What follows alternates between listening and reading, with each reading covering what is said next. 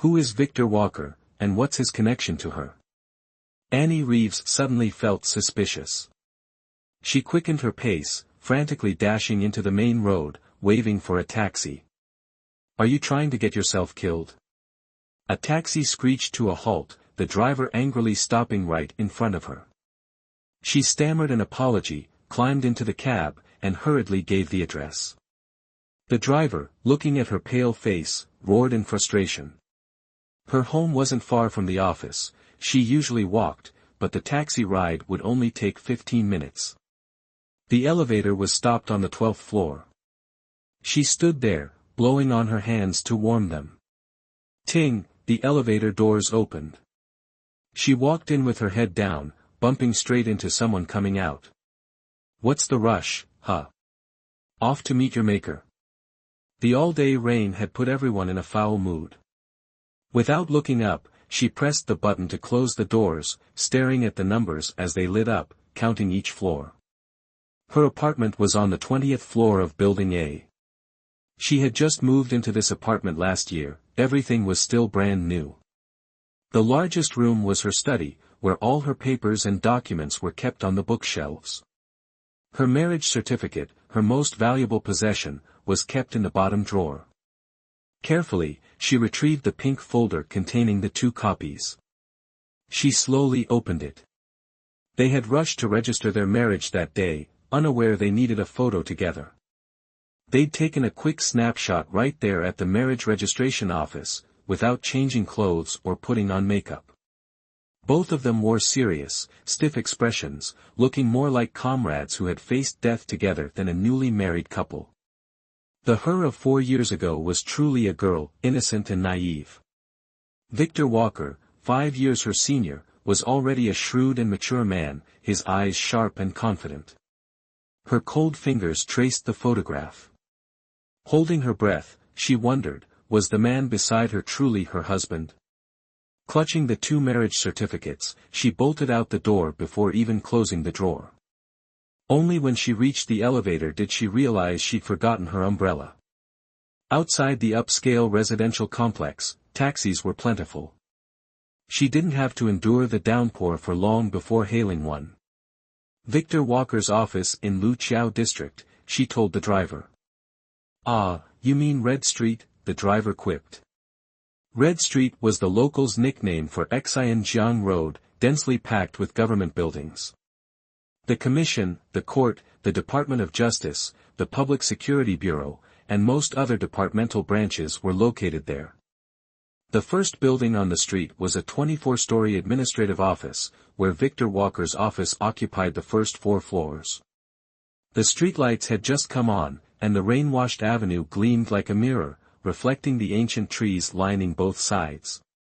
It was quiet here, the cars moving slowly and deliberately. No birdsong could be heard. Annie Reeves got out of the taxi and stepped onto the stairs. Under the gloomy sky, Victor Walker's office was brightly lit. Groups of employees were engrossed in blueprints or hunched over their computers, none of them noticing Annie Reeves standing at the door. She stood there, neither pushing the door open nor speaking, her hands tightly gripping the 2 marriage certificates. The person inside suddenly looked up, gazing towards the office right next to the stairs. On the stairs, a man in a black shirt, exuding an air of composure, strode quickly down. He glanced around, about to say something, when he suddenly noticed a frail figure outside the door.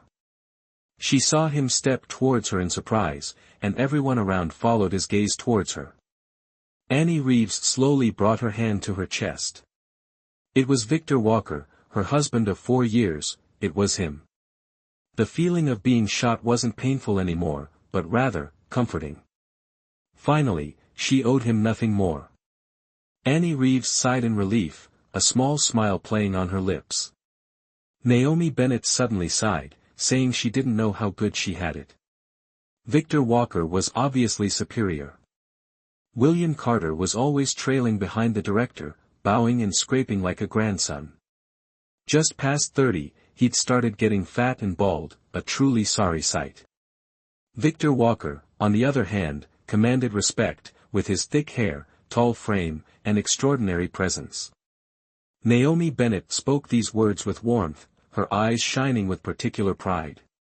Now that Annie Reeves thought about it, Naomi Bennett's words back then had been laced with hidden meaning, she just hadn't realized it.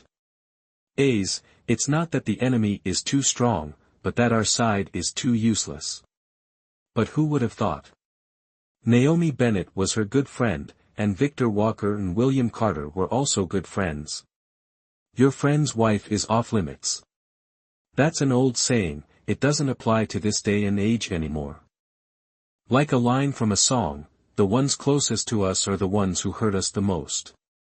Hurt, so what? For William Carter, maybe so. Losing both his wife and his friend, a heavy loss. For her, it wasn't quite like that, but a liberation. From now on, she had the right to live for herself. Annie Reeves smirked, a relaxed and cheerful expression appearing on her face. At the intersection, people and vehicles trailed one after another in long lines, umbrellas in the night like blooming flowers, dazzling the eyes. The light turned green. Annie Reeves absently wiped the rain from the corner of her eye and walked straight ahead. After a few steps, she felt as if she had stepped on something slippery, and her whole body lurched forward. The light turned red. A passing car splashed water right in front of her. She tried to steady herself, but she couldn't. Flustered, she closed her eyes and fell onto the road. A sharp screech of brakes pierced the air. She looked up in terror at the car that had stopped right in front of her, practically face to face. Her hands went limp. The driver's scalp tingled with fear. Through the windshield, he saw a tangled mess of hair fluttering in the wind, close enough to touch. For a moment, time seemed to stop, space solidified. He couldn't gauge the severity of the situation. He regained his composure and opened the car door. "Miss, can you stand up?" The man rushed to Annie Reeves' side. I. Her teeth chattered, partly from the cold, partly from sheer terror. "I think I can." She braced herself against the car, struggling to stand. The rain made her blink repeatedly. The man extended a hand, gently supporting her, his gaze kind. Standing up and taking a few steps, she felt only raindrops on her forehead, not blood. "I'll take you to the hospital." Annie Reeves's reaction reassured the man somewhat, but he was still concerned. Her pallor worried him, perhaps she had internal injuries. "No need. It was my fault, I fell. It has nothing to do with you."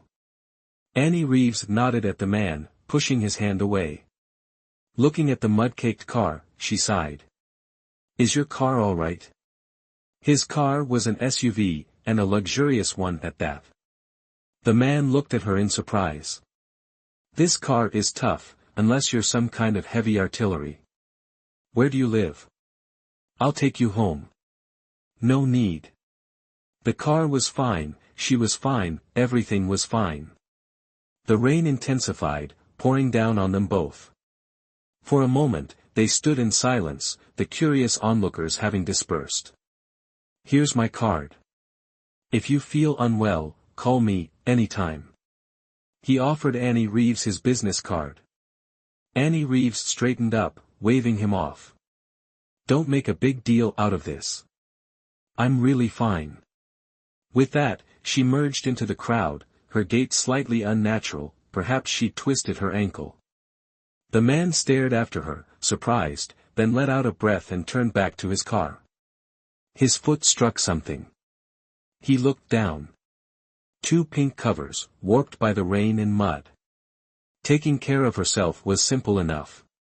She didn't even spend all her own salary, so what did she need from him? Even during busy holidays, Victor Walker would set aside his work and accompany her to her mother's house for a couple of days. She had no siblings, no father. Her only remaining family was her mother, who lived in a small town near Tanjong City and had just retired that year. The winter of her freshman year of college, her father hanged himself with a rope in the garage. Such a small rope, yet it could bear her 80-kilogram father's weight. Life was so fragile. A lifetime of teaching, a gentle and upright man, yet he chose that way to end his life. Those who knew her father sighed and shook their heads, saying it was a pity. Her mother came from a large family of 5 sisters. Her grandmother gave birth to Uncle James Walker at 40. He was only 8 years older than Annie and was thoroughly spoiled by his mother and sisters. Annie Reeves had known from a young age that she had to yield to Uncle James Walker in everything. Uncle James Walker didn't like studying and barely managed to graduate high school. He then went into business with some friends. Unexpectedly, he turned out to be a good businessman, and after a few years, he had earned a considerable amount of money. Gradually, he felt that the scale of his shop was too small, so he wanted to open the largest public bathhouse in Tanjong City. Somehow, a sauna craze had sprung up there, and public bathhouses were popping up all over Tanjong City like mushrooms. Uncle James Walker saw an opportunity. The profits from his previous few years weren't enough, so he borrowed from several sources, and finally, the public bathhouse opened. Initially, business boomed, drawing all the customers from other saunas on the street. The other sauna owners, feeling slighted, hired some thugs to harass and provoke Uncle James Walker. Somehow, knives got involved, and Uncle James was pinned down, a blade at his throat. Her father, visiting at the time, saw this and rushed in to pull him away. In the chaos, the knife plunged into a thug's chest, killing him from blood loss. That night, her father and Uncle James were thrown into jail, and the sauna was sealed. The court sentenced her father to 10 years, and Uncle James Walker to life, as the murder weapon was his. Her mother, near madness, ran everywhere seeking help, preparing to appeal. Her father was a teacher, her mother a factory worker, they had no connections. Annie Reeves, then just 19, cried constantly, riding home with her mother every night, fearing something might happen to her. Her roommate, Naomi Bennett, was the kindest to her. Outgoing and beautiful, Naomi had caught the eye of William Carter, a 4th-year student, as soon as she started freshman year. They quickly fell into a passionate love affair. Hearing about Annie's family from Naomi, William remembered Victor Walker, a construction engineering master's student. Victor's father, Principal Dean Walker, was the Chief Justice of the Tanjong City High Court. William often played ball with Victor and they were quite close. So, William brought Annie, her eyes swollen and red from crying, to Victor's room. Raised strictly within the confines of government housing, Victor was more reserved and mature than his peers. The Walker family had a strict rule, separate public and private matters. Due to the nature of Principal Dean Walker's work, no one in the family interfered with his affairs. Annie poured out her story, her words punctuated by sobs. Normally, Victor would have said, "Sorry, this is beyond my ability," or cut her off before she finished. That day was strange. After Annie finished, Victor said nothing. But that night, he took her to his home. Sitting in the Walker family's living room, Annie heard Principal Dean Walker furiously scolding Victor, his harsh words making her want to flee. Victor persistently defended Mr. Try, Annie's father, his voice calm and steady. Finally, the study door opened. Principal Dean Walker approached Annie. "I know your father is a respected, upstanding teacher, a man of integrity. While this was an accident, the consequences are severe. Imprisonment is unavoidable. I'll try to get him house arrest, sparing him the hardship of a labor camp. This is the best I can do." Tearfully, Annie thanked him profusely. Keeping her father away from other prisoners, lessening his humiliation, was the best outcome she could hope for. She dared not ask for more. Victor Walker drove Annie Reeves back to school, the journey passed in silence. Downstairs at the girls' dormitory, Annie Reeves looked at him shyly, saying he'd been scolded by his father because of her. Victor Walker laughed, "Being chewed out by my old man is nothing new. He won't actually do anything to me. I'm his son, after all." The moon was bright, its light illuminating Victor Walker's face. Annie Reeves looked up, realizing how handsome he looked like this. And so, they became acquainted. The construction bureau wasn't far from the construction academy, so William Carter visited every Sunday. When Naomi Bennett saw him, she acted like a long-separated couple finally reunited, her behavior making everyone blush. Annie Reeves and her roommates had to excuse themselves and leave. William Carter was incredibly gentle and caring. Rarely was a man so thoughtful and sensitive, he even remembered Naomi Bennett's period. Knowing she often felt unwell during those days, he'd bring her blood-enriching foods. The architectural firm's projects were usually far away, so Victor Walker rarely returned. Whenever he did, he'd visit Annie Reeves, his face tanned from the sun, his body stronger and more robust than before. They often ate out together, strolled through the campus gardens, and occasionally caught a movie. Each time, Annie Reeves insisted on paying, thinking it would ease her conscience. She didn't dare owe Victor Walker anything more. Seeing her like this, Victor Walker was both amused and exasperated. That Sunday, Naomi Bennett didn't return to the dorm until past midnight. She sat on her bed, giggling to herself. The sound sent chills down Annie Reeves' spine. "What's up?" she asked. She climbed onto Annie Reeves' bed, leaned close to her ear, and whispered, "Annie, have you and Victor Walker done it yet?" "Done what?" Annie Reeves asked, puzzled. Naomi Bennett giggled. "You know, had sex." Annie Reeves blushed instantly and shoved her. "Don't talk nonsense. Victor Walker and I aren't even dating. Have you and William Carter, you know, done it?" Her heart trembled with fear. Naomi Bennett nodded, her eyes shining. "Yeah. It hurt at first, but it was amazing after." "Oh my God. Aren't you afraid of getting pregnant?" Annie Reeves stammered, trembling. "We use protection. William Carter, he loves me very much." Naomi Bennett closed her eyes, her voice languid. In the darkness, Annie Reeves remained silent. She turned over and reached out, touching Annie Reeves' tears. Annie Reeves stammered, unsure what to say. "I know you miss Victor Walker," Naomi Bennett said, hugging her sympathetically. "Silly girl, William Carter said you're the first girl Victor Walker has ever dated. If you're not lovers, are you siblings? How could she possibly be a match for Victor Walker?" Victor Walker pitied her, helped her, he was her benefactor. Since the beginning of their junior year, William Carter had been pulling strings, wanting Naomi Bennett to stay in Xianjiang City. Annie Reeves and her classmates weren't thinking that far ahead yet, their heads buried in their studies. On National Day, they had a long break. Naomi Bennett went to William Carter's apartment to enjoy their private world. The other students went home. Annie Reeves stayed at school while her mother went back to her hometown to visit an aunt for a change of scenery. Victor Walker came to visit her and found her in the library. They had lunch together at the academy cafeteria. After lunch, the weather suddenly changed, and heavy rain poured down relentlessly. Since they couldn't go anywhere, Victor Walker returned to her room with her to listen to music and chat. Neither of them were particularly talkative, and after a few exchanges, they fell silent, their eyes meeting. Victor Walker's usually cold gaze suddenly became heated.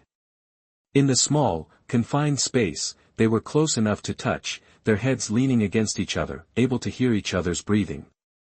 Outside, thunder rumbled, and the rain poured down, creating a dark and gloomy atmosphere. From the next room, they could hear the loud laughter of men and women playing cards. "Where's your bed?" "I've been driving for hours and I'm a bit tired," Victor Walker said suddenly. Annie Reeves hurriedly tidied up the books, clothes, and other items on her bed. A few pieces of her underwear fell to the floor, and she was so embarrassed she almost stopped breathing. Victor Walker smiled, picked them up for her, took off his shoes, and lay down on the bed. "Come here and talk to me," Victor Walker said, turning to her with a smile, noticing her lingering anxiety. For a moment, she hesitated. She knew what would happen if she went over there. She wasn't overly conservative or rigid in her actions. It was just that some things Naomi Bennett and William Carter could do, but she and Victor Walker couldn't. They weren't lovers, there was no reason for them to do such a thing. But she didn't dare refuse, as if doing so would be wronging Victor Walker. Victor Walker's kindness towards her was like an invisible rope, tightly binding her, making her unable to move. She timidly walked to the side of the bed and sat down. Victor Walker embraced her, pulling her into his chest. She looked at Victor Walker's face close to hers, her breathing quickening. His warm lips began to trail down from her mouth, and at the same time, he placed her hand between his legs. She touched his hardness, for the first time realizing the stark difference between men and women. She wanted to run, to struggle, to push him away. No, you can't. You have to repay this man. You owe him so much. Only when you've repaid him in full, when you no longer owe him anything, will you have the right to live for yourself, a voice sighed within her. Victor Walker's deep eyes darkened. His long fingers undressed her, and she trembled beneath him like a naked child. He quickly removed his own clothes, their skin touching, both of them trembling intensely. When he finally broke through her resistance, she cried. He assumed it was because of the pain, so he kissed her tenderly and comforted her, unaware that there was already someone else in her heart. Men and women understand each other best in that way, not through roundabout words, but by getting straight to the point. But she wasn't successful.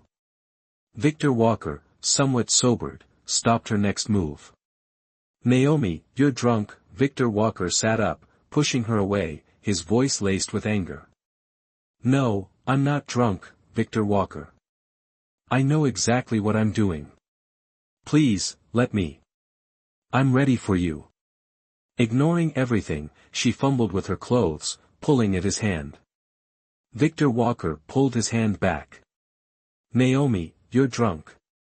Let me drive. He leaned over and opened the car window.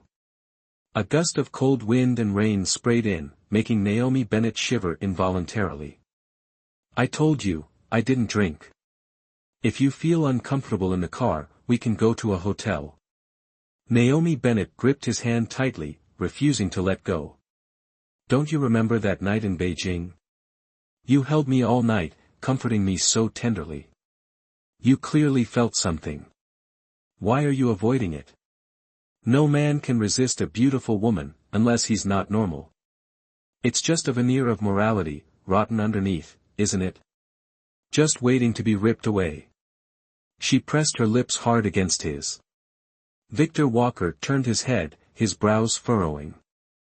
That incident doesn't need to be brought up again. It was an accident. Naomi Bennett lifted her head, laughing coldly. If it's not mentioned, it didn't happen. You dismiss it with a single word, accident. Let me tell you, I don't see it that way. You said you'd do whatever I wanted. Because of those words, I divorced William Carter. Victor Walker silently pushed her away, opened the car door, and stepped out. The drizzle sprayed against him, his expression suddenly icy. Say something. Talk to me. Naomi Bennett followed him out, embracing him from behind. I'll love you 100, 1,000 times more than Annie Reeves. Look, it's so late and no one's checked on us, not a single phone call. She doesn't care, she doesn't know how to love. Enough. Victor Walker roared softly, his face pale. I said I'd take care of you because of William Carter, nothing else. You're overthinking it. From now on, we won't see each other again. I won't work with your company either. Get in the car, I'll take you home. Naomi Bennett suddenly panicked, her lips white. Victor Walker, please don't be so cruel. I know I was impulsive. I won't pressure you, but I'll wait. As long as you're willing to love me, even as a mistress, I won't mind. If you don't cooperate with my company, I'll lose everything. Tears suddenly streamed down her face. Victor Walker closed his eyes heavily, his hands clenching into fists. "Alright, let's talk about this later. We've both had too much to drink." "Yes, yes. Actually, nothing happened." "I'll bring the documents to your office tomorrow, okay?" she asked fearfully. "If you can maintain a professional attitude, then yes. If not, have someone else contact me, or I'll definitely refuse this contract." A pang of pain, for reasons unknown, shot through Victor Walker. "Yes." Naomi Bennett nodded repeatedly. A proud man wouldn't be easily swayed by a trick or two.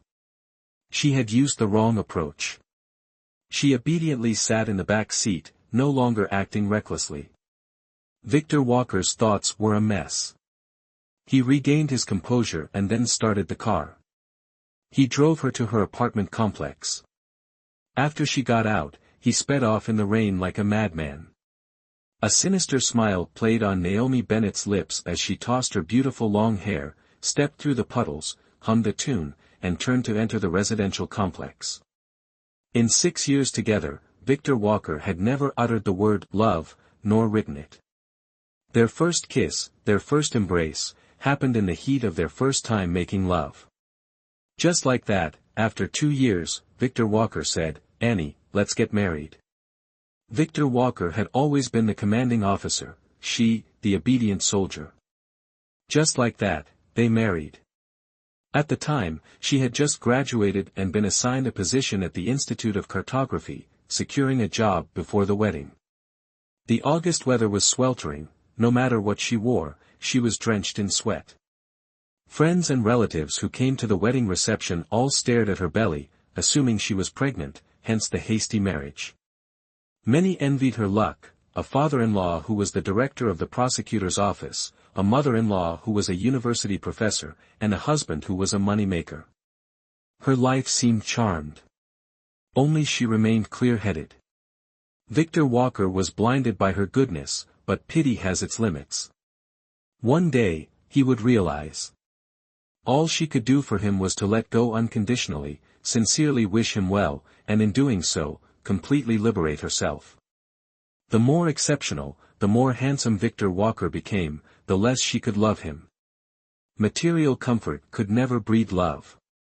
Therefore, for 4 years, she had meticulously practiced birth control, not daring to complicate her life. "Victor Walker, I'm not feeling well. No need for guilt trips. Frankly, I won't make things difficult for you," Annie Reeves thought to herself. "But tonight, I really want to." Victor Walker, fueled by alcohol, his voice soft and languid as silk, gently caressed her smooth skin.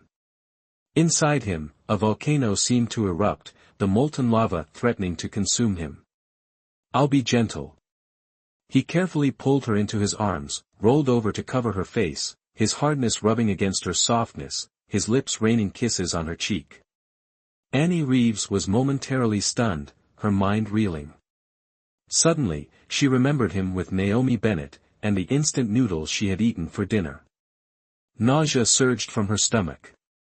She pushed Victor Walker away, jumped out of bed, and dashed to the toilet, where she vomited violently. Victor Walker followed, arms crossed, watching her from the doorway with a knowing look. The bathroom reeked of Kang Master instant noodles. After emptying her stomach, she wiped her mouth and forced a smile. "Oh, I just ate too many noodles. You go to bed first. I'll heat up some water." Victor Walker turned and left without a word. She looked in the mirror at her pale reflection and sighed softly. Ding! A sudden message notification from the corner of the bathroom startled her. She looked down. It was Victor Walker's phone, left in the laundry basket when he showered and changed. Ding! Another chime echoed. She had never touched Victor Walker's phone, absolutely respecting all his privacy. Yet, some inexplicable impulse led her to reach out, retrieve the cell phone from the clothes basket. Who would be messaging this late? Was it spam? Curiosity winning, she opened it, pressed the button. "Are you asleep? It's nothing important, I don't want to bother you, but I just wanted to let you know, right now, I'm missing you. My happiest moments are spent with you, my most painful, are right now, missing you, while you're thinking of someone else. Annie Reeves recoiled as if burned, her hand trembling, the phone slipping back into the basket. She anxiously turned towards the bedroom, finding it quiet, and only then did she exhale softly. The sender's number ended in 1314, internet slang for, one life, one lifetime, a romantic number, not Naomi Bennett's 520, I love you. Who was this? Judging by the tone, a secret admirer of Victor Walker, trying to poach him. This number, combined with Naomi Bennett's, formed, I love you for one life, one lifetime, incredibly romantic. Annie Reeves closed her eyes. Victor Walker was indeed a valuable catch. This kind of thing didn't require her intervention, she'd leave it to Naomi Bennett to handle from now on.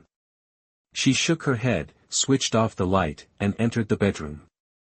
Victor Walker lay facing outwards, covered by the blanket. She slipped under her own covers, facing inwards, each drifting into their own sleep. Annie Reeves returned to the office. It was Friday, and no one was focused on work, everyone chatting idly, waiting for the day's end.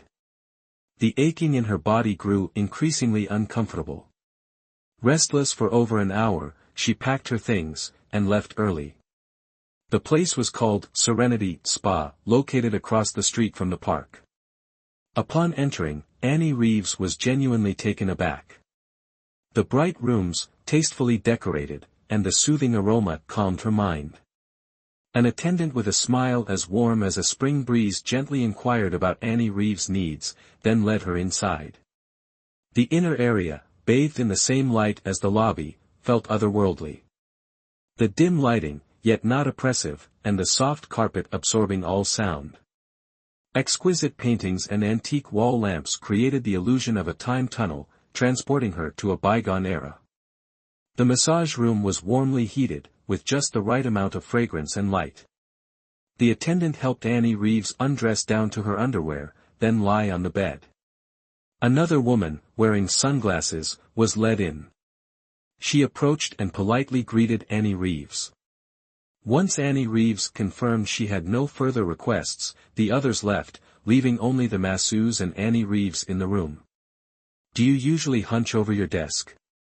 Your body is very stiff. With just a few touches, the masseuse diagnosed Annie Reeves' poor posture habits, her movements varying in pressure depending on the area. Annie Reeves, ticklish and unused to a stranger's touch, tensed her entire body. The masseuse had encountered many people with similar anxieties and occasionally offered a few words to help her gradually relax. In just a moment, she realized that the massage was indeed very relaxing, but there were also times when it was a little painful, but bearable. Sis, if you can't stand it, you can yell, don't hold back, the masseuse said with a smile. Annie Reeves bit her lip, her face flushing. At this moment, from the room next door, fluctuating moans suddenly transmitted, also from a female customer. It seemed the masseuse was doing a great job, making her completely relax and oblivious to her surroundings, hence the cries. The sound was truly like moaning, and although the massage rooms were separate, they were only divided by 2 layers of wooden boards, so the sounds were clearly audible in other rooms. Seemingly startled by the woman's cries, a man in another room also let out a "ah-ha" sound from his throat, although not loud, the sound was like he was exerting himself along with the woman next door. The masseuse chuckled. Annie Reeves's room happened to be sandwiched between the two, making it feel like she was witnessing everything, which was very uncomfortable. Waiting with difficulty for the massage session to end, without resting, Annie Reeves quickly dressed and dashed out the door. In the hallway, a man in a gray shirt stood there, a gentle smile on his face, tall and slender, with the composed demeanor of a man in his 40s. Miss. He saw Annie Reeves and was stunned. It wasn't me. Annie Reeves, assuming he thought she was the moaning woman, quickly denied it, adding, actually, it's not very quiet here, this is a public place, mind your image a bit. The man smiled. And before he could reply, the door of the next room opened, and a large, fat man patted his belly as he walked out. Seeing Annie Reeves, his eyes lit up like a hungry wolf's. "Fucking A, today was truly relaxing, still feelin' it, almost made me blow my load," the large, fat man said loudly, staring at Annie Reeves. Hearing this, Annie Reeves's face instantly flushed crimson. Embarrassed, she averted her gaze, not daring to look at the man from before. Her heart pounded, and she stood there frozen, momentarily unsure of what to do. "What are you talking about, sir?" "We just arrived," the man in the gray shirt asked with a smile, stepping in front of Annie Reeves, giving the impression that they had arrived together. The large, fat man suddenly became awkward, glancing at another massage room with a closed door. I was dreaming." His eyes shifted to Annie Reeves, and he couldn't help but sigh inwardly. Why wasn't it her? Then, sighing regretfully, he walked outwards, looking back as he went. Annie Reeves didn't dare to leave immediately, afraid that the large, fat man would make further inappropriate associations, so she had to stand with the man in gray for a while. Once the large, fat man was out of sight, she quickly glanced at the man in front of her and basically ran for her life. "Miss, your card." The attendant chased after her from the massage room. Annie Reeves was long gone. "Take me." The man smiled gently. "We know each other." "Sorry to bother you, Dr. Thomas Carter." The waitress respectfully offered the card with both hands. The man took it, looked at the name, and frowned. Why was it Bella West? Wasn't her name Annie Reeves? Even a romantic and thoughtful boyfriend couldn't buy her a smile. "Has the water construction company sent the documents yet?" Victor Walker asked, descending the stairs, his eyes bloodshot. "I don't think so," an employee near the door stood up and replied. Victor Walker frowned, checked his phone, then turned and went back upstairs. CEO Walker. The main entrance doors opened, and the vice president of the water construction company walked in with a smile, holding a folder. Victor Walker hurried down to greet him. Why did the vice president come personally? He glanced outside. Naomi Bennett wasn't with him. Manager Bennett was supposed to bring them, but she said she wanted to go to the Riverside clearance site. I wasn't comfortable entrusting it to anyone else, so I had to come myself. They walked to the adjacent lounge as they spoke. Yvonne West strained her ears to listen. A Riverside survey? Victor Walker was startled. Yes, the location has been chosen, and we have people over there investigating. Lately, almost all the major bridge construction companies have been visiting the site. These are the relevant documents and blueprints. We're interested in Project 2 and Project 3. Victor Walker unfolded the blueprints, smiled, and said, "Quite a bit of interest, huh? Almost everyone's eyeing Project 2 and 3. If we're going to do it, we might as well do the best project. We'll need CEO Walker's help, of course. Don't mention help. This is a mutually beneficial partnership, Mr. Vice President. Since you're going, let's head over to the Riverside together. I've never worked on a large-scale bridge project like this before." "All right." Victor Walker went upstairs to grab his jacket and car keys, gave a few instructions to the head of the evaluation department, and then left with the vice president. Yvonne West's face suddenly swelled with anger, her hands clenching. What site visit? He'd just rushed off for a date with Naomi Bennett after hearing she was there. No, this couldn't happen. How could she let that vile woman gain the upper hand? She took a deep breath, feeling like she was standing before an oncoming train, anxious and uneasy. Her thoughts swirled. She glanced at her colleagues, they were all busy with their work, oblivious to her distress. She grabbed her phone, pretending to go to the restroom. Once inside, she struggled to find Annie Reeves' number and dialed it. The phone rang and rang. Finally, someone answered, the sound of wind whistling in the background. Chieu Tieu, it's Yvonne West. Do you remember me? She spoke in a sweet, enthusiastic voice. Oh, yes, I remember. Annie Reeves' voice was faint against the wind. What's up? What are you doing right now? I'm calling you about something urgent. Annie Reeves paused, asking, I'm not downtown, I'm by the river. Oh my God, what a coincidence. Yvonne West was so thrilled she nearly jumped. Sister Try, I wanted to tell you, CEO Walker is with Naomi Bennett, at the location where the Zhangdai overpass construction is about to begin. Just quietly go over there and see if what I told you is true or not. True or false, what's the difference? Annie Reeves smiled. This really was a case of, the emperor not in a hurry, but the eunuch is. Yvonne West's forehead was dripping with sweat. Sister Try, someone is about to steal what belongs to you, how can you still sit still? Don't you care about CEO Walker, handing him over to the enemy? I don't have such large hands. Yvonne West, you. Why are you telling me these things? I can't stand the kind of woman who breaks up other people's families. Yvonne West lowered her voice, her face flushing slightly. You're so kind, thank you. Annie Reeves gently hung up the phone. Yvonne West heard the subsequent beep, beep, beep. In her ear, was this Mrs. Tuyen a bit foolish, was she going or not, in the end? Annie Reeves looked up, letting the strong wind on the Truongjiang River blow, cutting into her skin. In just a moment, her eyes filled with tears. Whether these tears were of sorrow, parting, or helplessness, she didn't know anymore, nor did she reach up to wipe them away, just letting them flow down her face. Divorce is always a heavy matter. Since she was young, whenever she encountered something, she would go to the riverbank to sit. Looking at the river, looking at the sun, the Truongjiang wind blowing, then anything could pass. Just then, Yvonne West called. She followed the path along the riverbank, walking aimlessly forward. Covered by firewood and weeds, no one would think she was there. Striding past the large bridge spanning the river, still in the planning stages, but the construction site was already surrounded by wooden barriers, weeds and low-lying trees pulled out, the direction of the bridge span basically visible.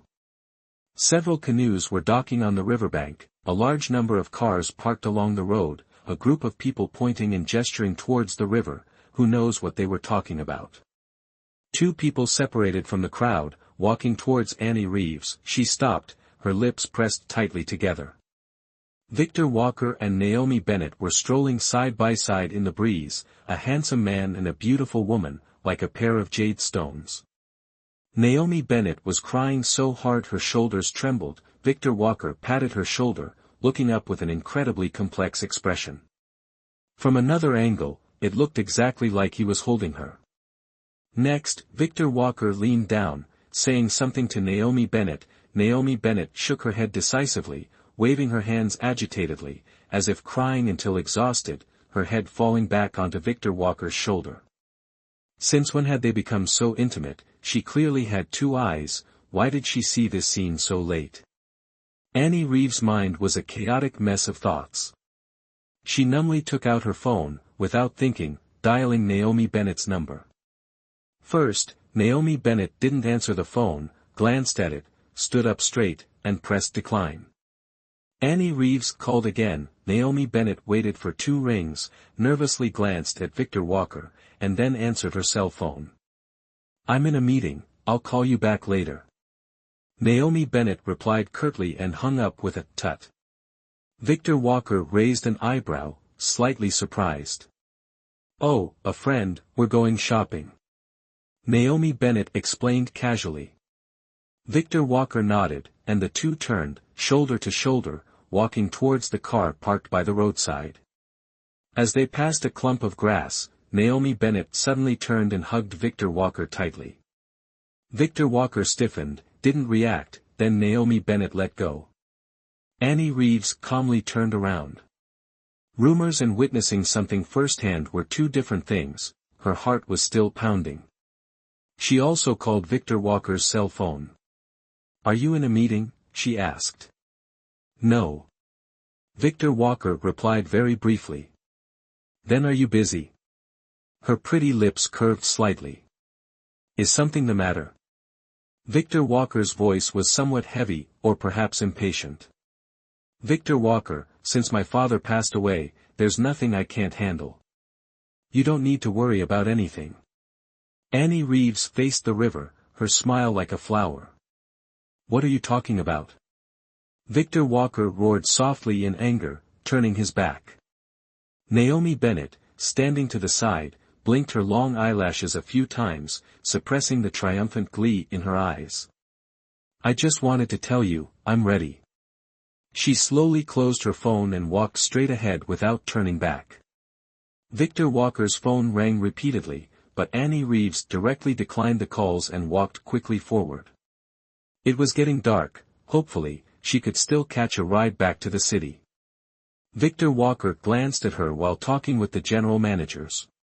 She spoke very little, standing to the side, quietly not interrupting. After the conversation, she deliberately lingered behind. Victor Walker slowed his pace, waited for her, and asked if she was okay. She kept apologizing for last night's foolishness, saying she was crazy, that maybe the divorce from William Carter had triggered it, that she could be so shameless. Victor Walker repeated his earlier statement, that they were both drunk.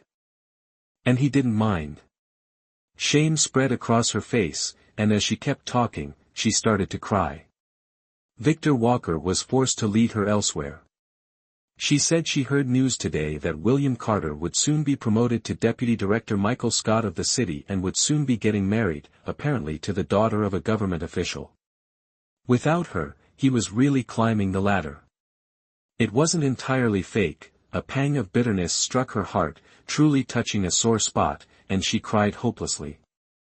Victor Walker comforted her, incredibly attentive and caring.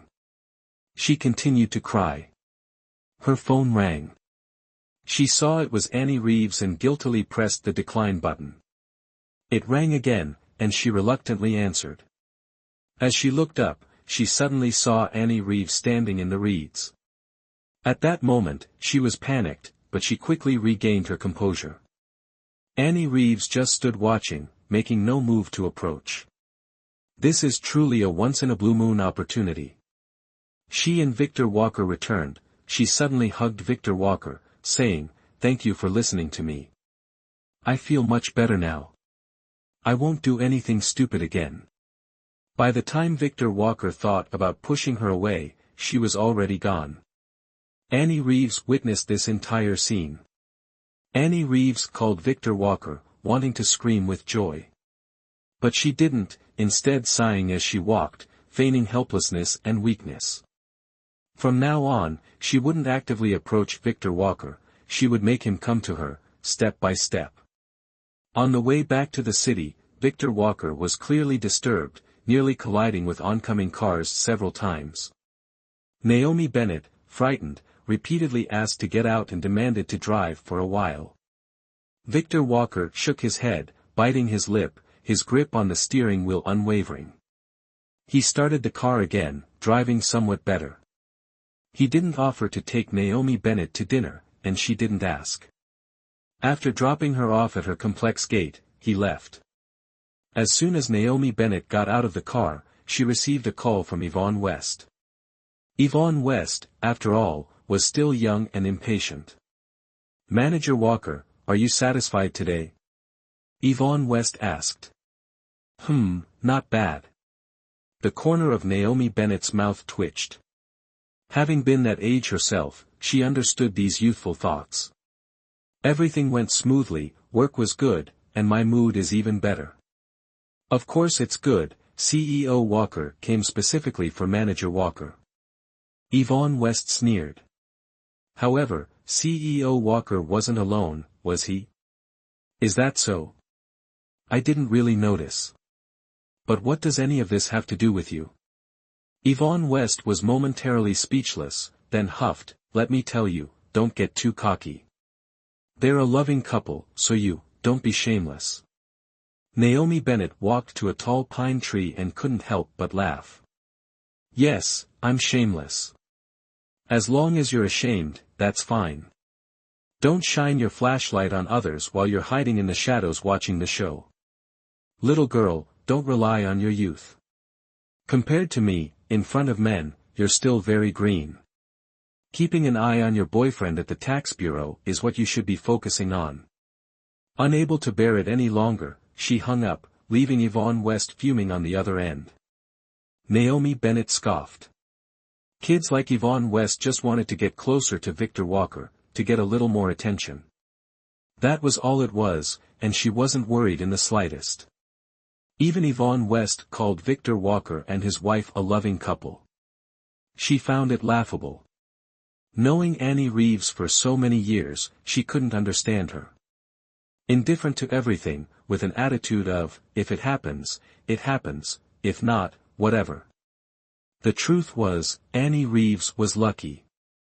She won Victor Walker over without doing anything. Did Annie Reeves love Victor Walker? At least, it didn't show. Victor Walker had gone on business trips with her several times, and she rarely saw Annie Reeves actively call him. It was always Victor Walker who called her from the site to let her know where he was. If Victor Walker didn't bring up the divorce with Annie Reeves, would Annie Reeves ever mention it? Her eyes darted around as she took out her mobile phone. Annie, so sorry, I hung up on you earlier. I was in a rush. Where are you? Let's grab that seafood pizza you love. Annie Reeves's voice was flat. Tomorrow. I have a terrible cold and need to sleep. Should I bring you some? This was a polite gesture. For now, she needed to appear caring, to avoid Victor Walker's displeasure. Thanks, but I don't have much of an appetite. Well, get some good rest, drink plenty of fluids, and I'll see you tomorrow. Yeah, see you tomorrow. Naomi Bennett shivered as she closed her phone. Annie Reeves had clearly seen her with Victor Walker, so how could she act like nothing happened? Logically, she shouldn't have answered the phone, or she should have yelled at her. She shouldn't be so calm. Was Annie Reeves a Buddhist nun in a past life? A serene and detached soul brought into this one? Or was this just an act? Naomi Bennett couldn't help but feel a sense of dread. Annie Reeves briskly tossed the onions into the pan. Victor Walker stiffened. What's so great about it? It's actually quite boring. He knew Annie Reeves had been acting strangely for the past 2 days, including this phone call, but he didn't want to press her. He wanted her to tell him what was going on. This stupid example, wasn't it hinting at something? He couldn't help but feel angry.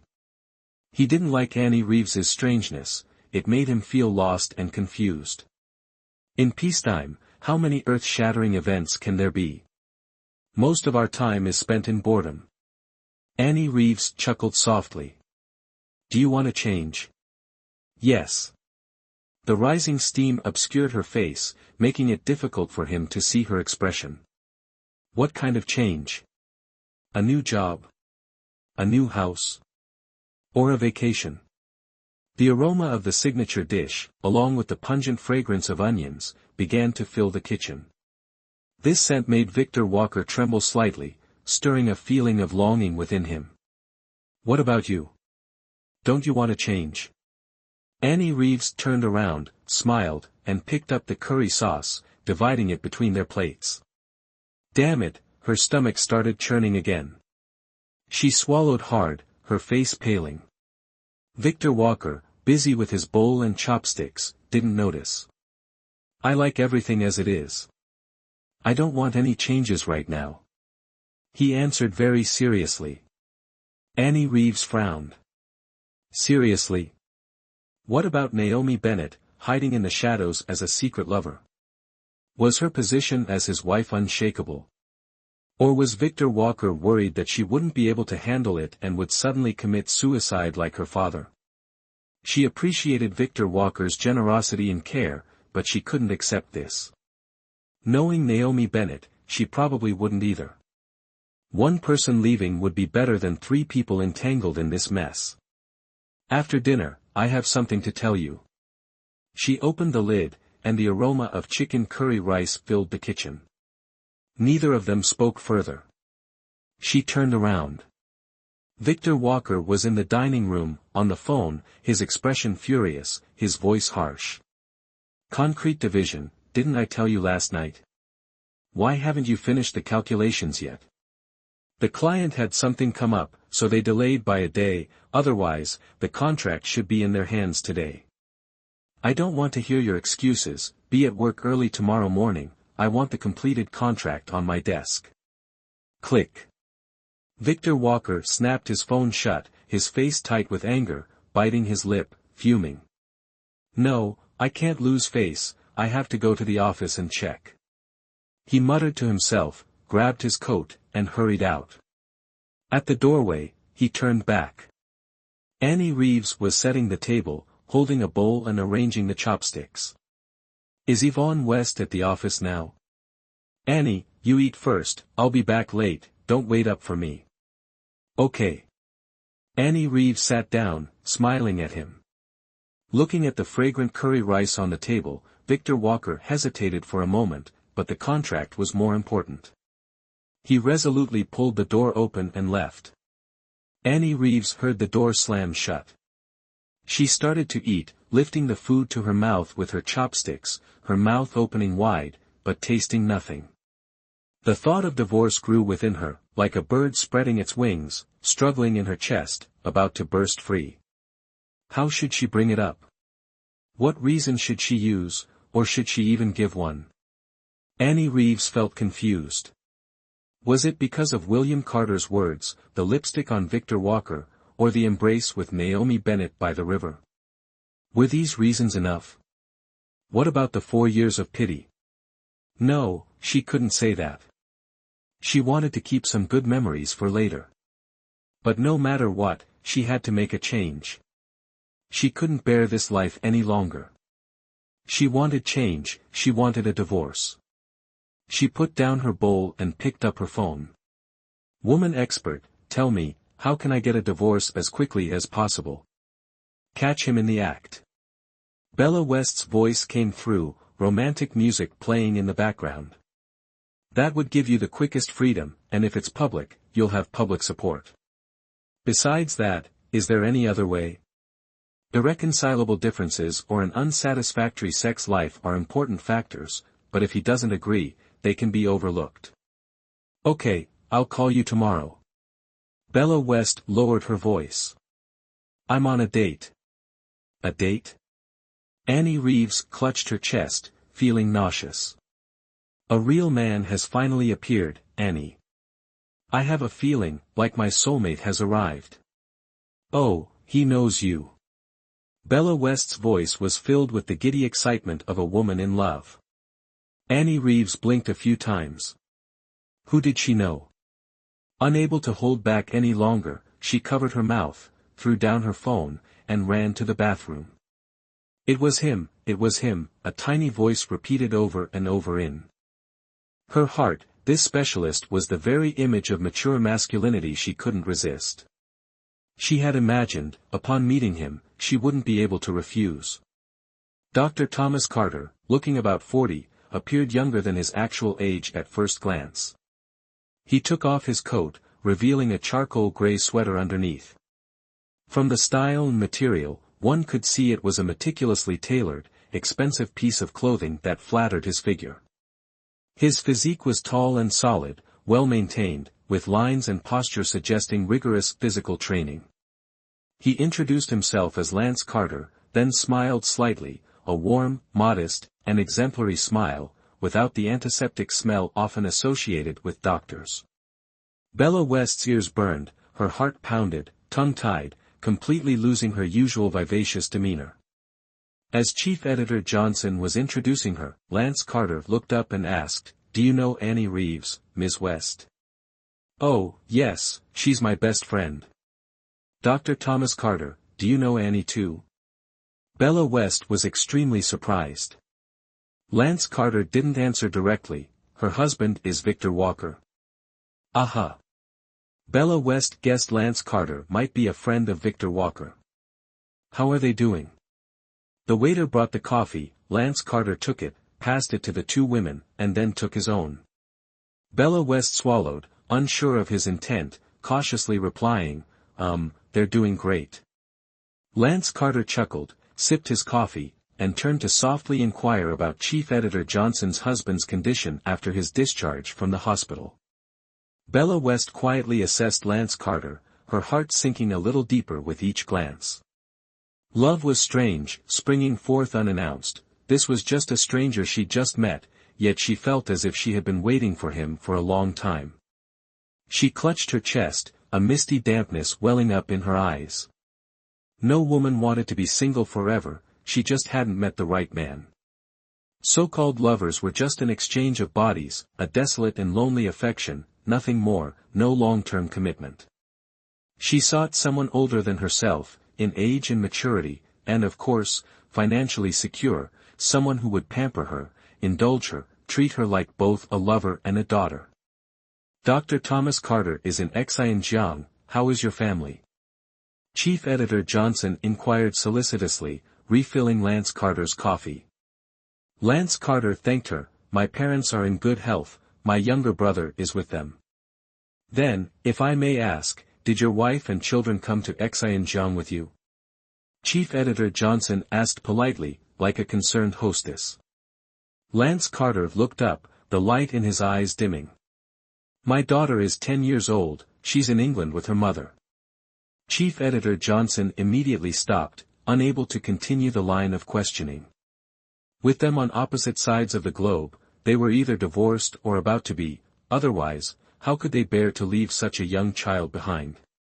Being a doctor ain't like other gigs, it's a job with no borders.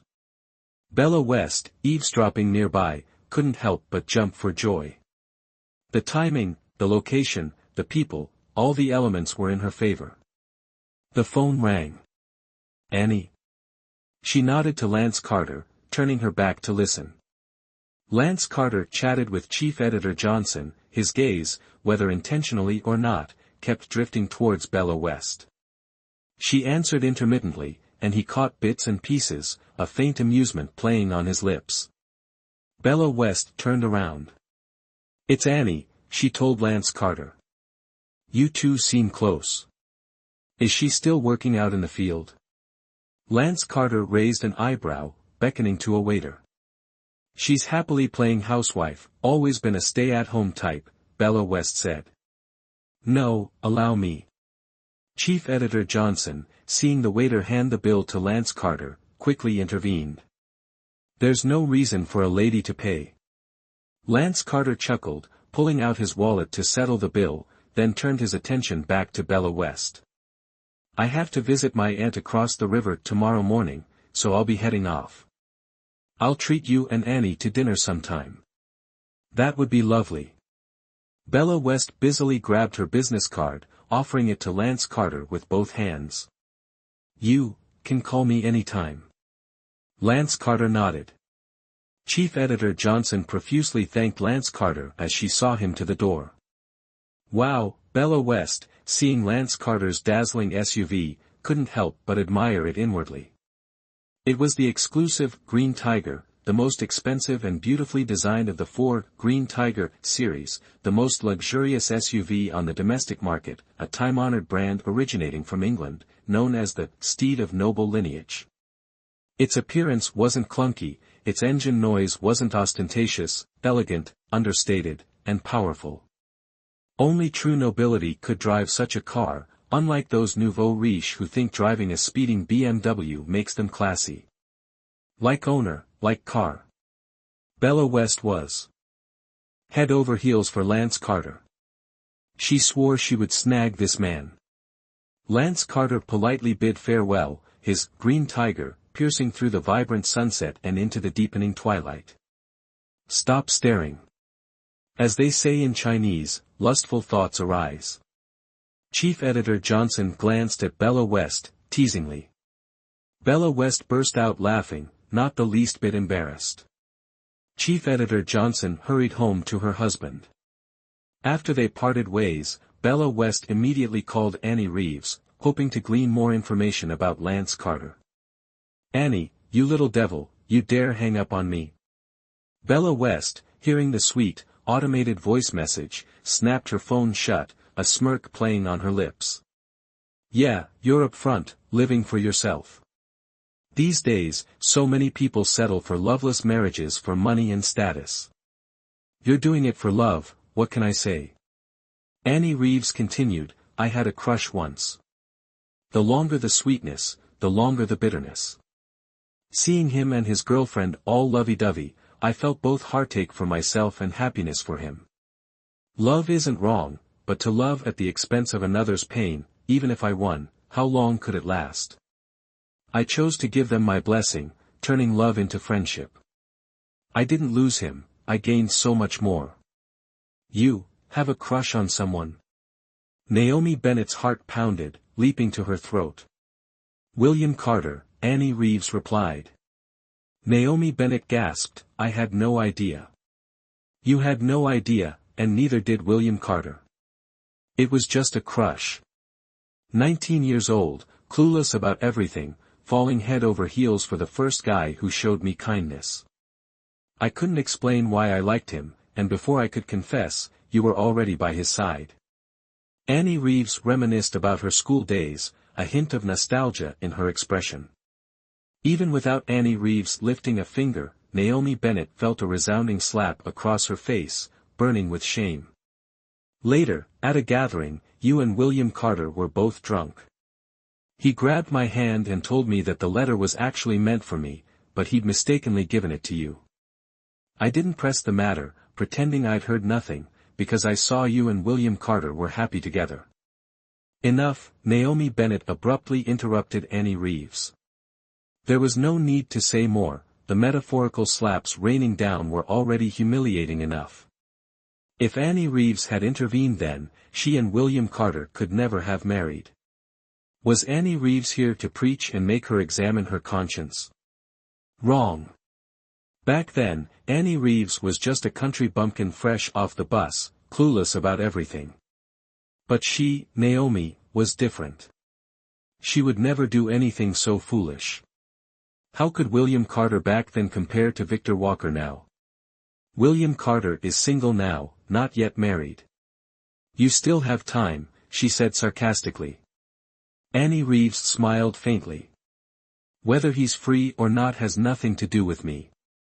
I remember Joanna Adams once saying we always complain that fate arrives either too early or too late. But that's wrong. Even if you could go back to that moment and meet that person, you might not necessarily like them. What's missed is lost, there's no need to repeat it. So, will you leave Victor Walker? As soon as the words left her mouth, Naomi Bennett regretted them, wishing she could slap herself.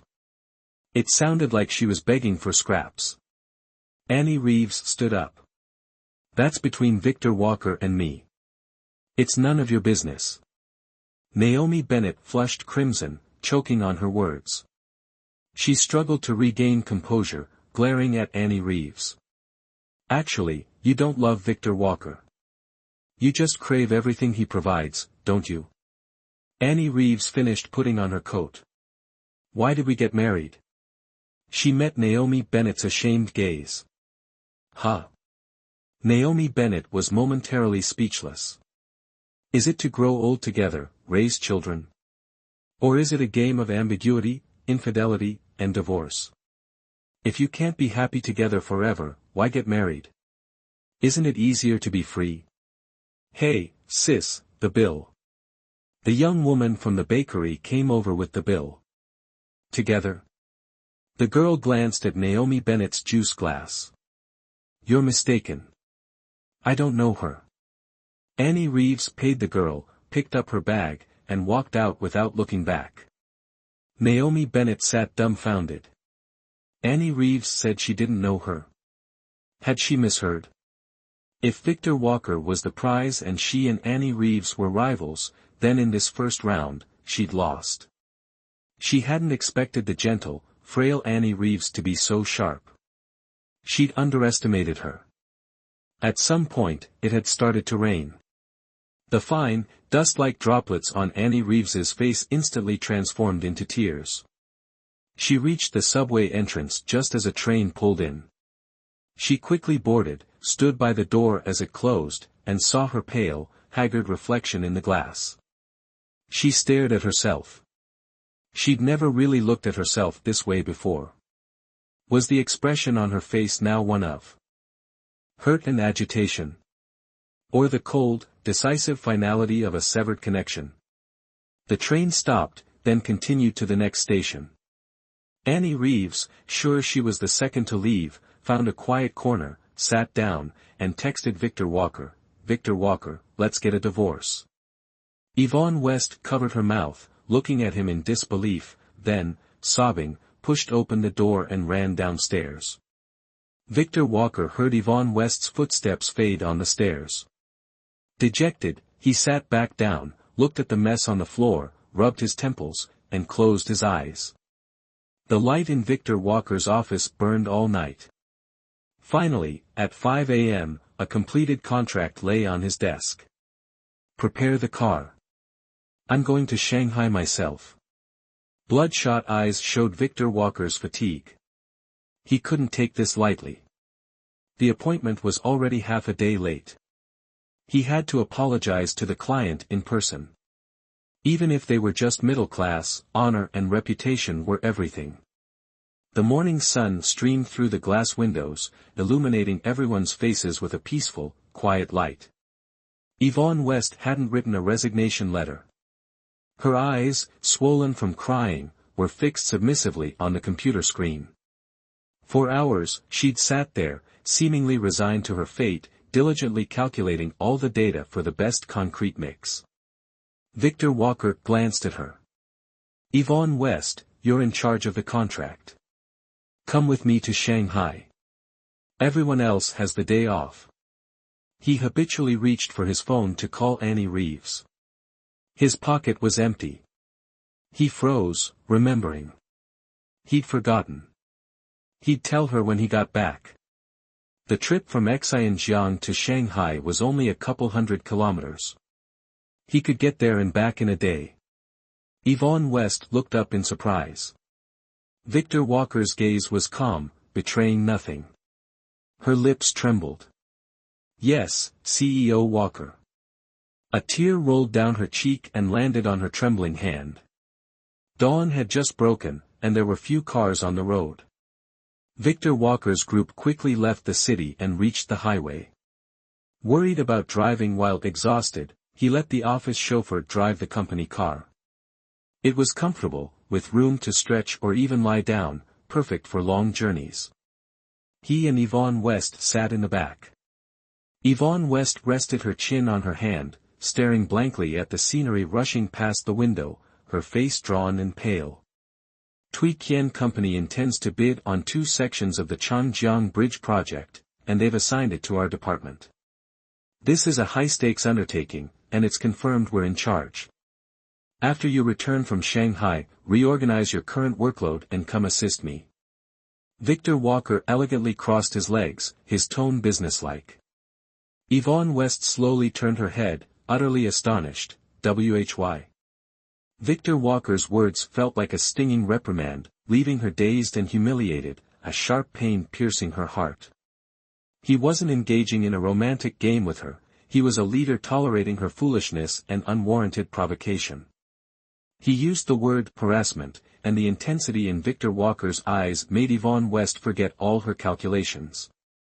"I've said I value your work ethic.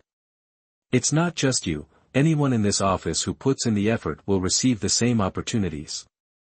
Having finished speaking, Victor Walker relaxed his posture, closed his eyes, and fell silent. "Oh." Yvonne West gave a self-deprecating laugh, her pride lost somewhere in the Pacific, with no desire to retrieve it. He only cared about her competence, maintaining a strictly professional demeanor. She wondered how smug Naomi Bennett would be if she knew the whole story. She glanced at Victor Walker's handsome face. Such a man, so close, yet not hers. He disregarded her captivating beauty, choosing instead a divorced Naomi Bennett. Life had a cruel sense of irony. Yvonne West seethed with resentment, directing all her anger towards Naomi Bennett. The driver suddenly clicked his tongue, prompting Victor Walker to open his eyes. what's wrong? Mr. Walker, it's almost 10 a.m., and the sun's still half obscured. I'm afraid there might be fog on our return trip. The highway might be closed. If it is, we'll be stuck overnight. Victor Walker sat up and lowered the window.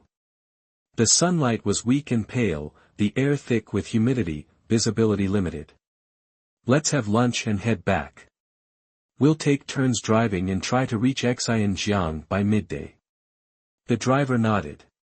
Victor Walker patted his pockets, finding them empty.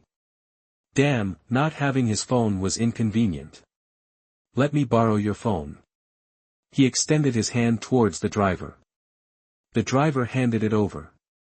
Victor Walker, taking the phone, was taken aback. He'd always saved Annie Reeves' number, placing it at the top of his contact list. He could call her by simply pressing 1, yet he'd never memorized the actual digits. What is it? He muttered, frowning in thought.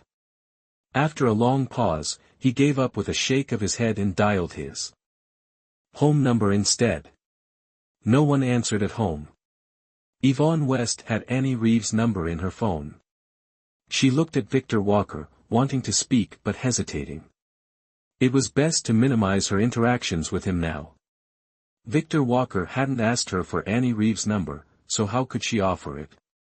Victor Walker snapped the phone shut, his face flushed and grim, as if he'd stepped in something unpleasant.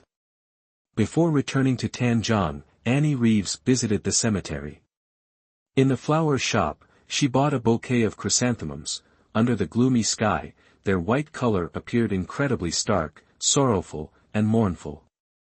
On the tombstone, her father's face remained as peaceful as ever.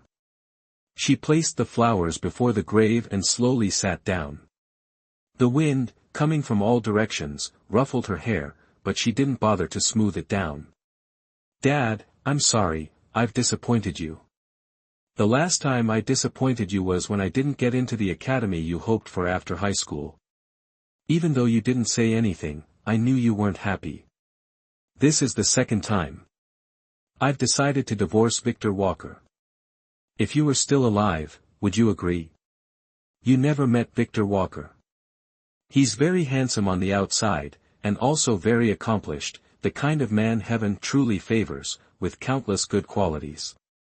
You know, I used to say I was very lucky to be married to him. Annie Reeves looked up and chuckled softly, as if mocking herself. Fate arranged for me and this exceptional man to become husband and wife. I was a little scared, or rather, not confident enough. I always thought we weren't the same kind of people. I like things simple and quiet, he likes them elaborate, meticulous, and bustling. I don't know what he saw in me.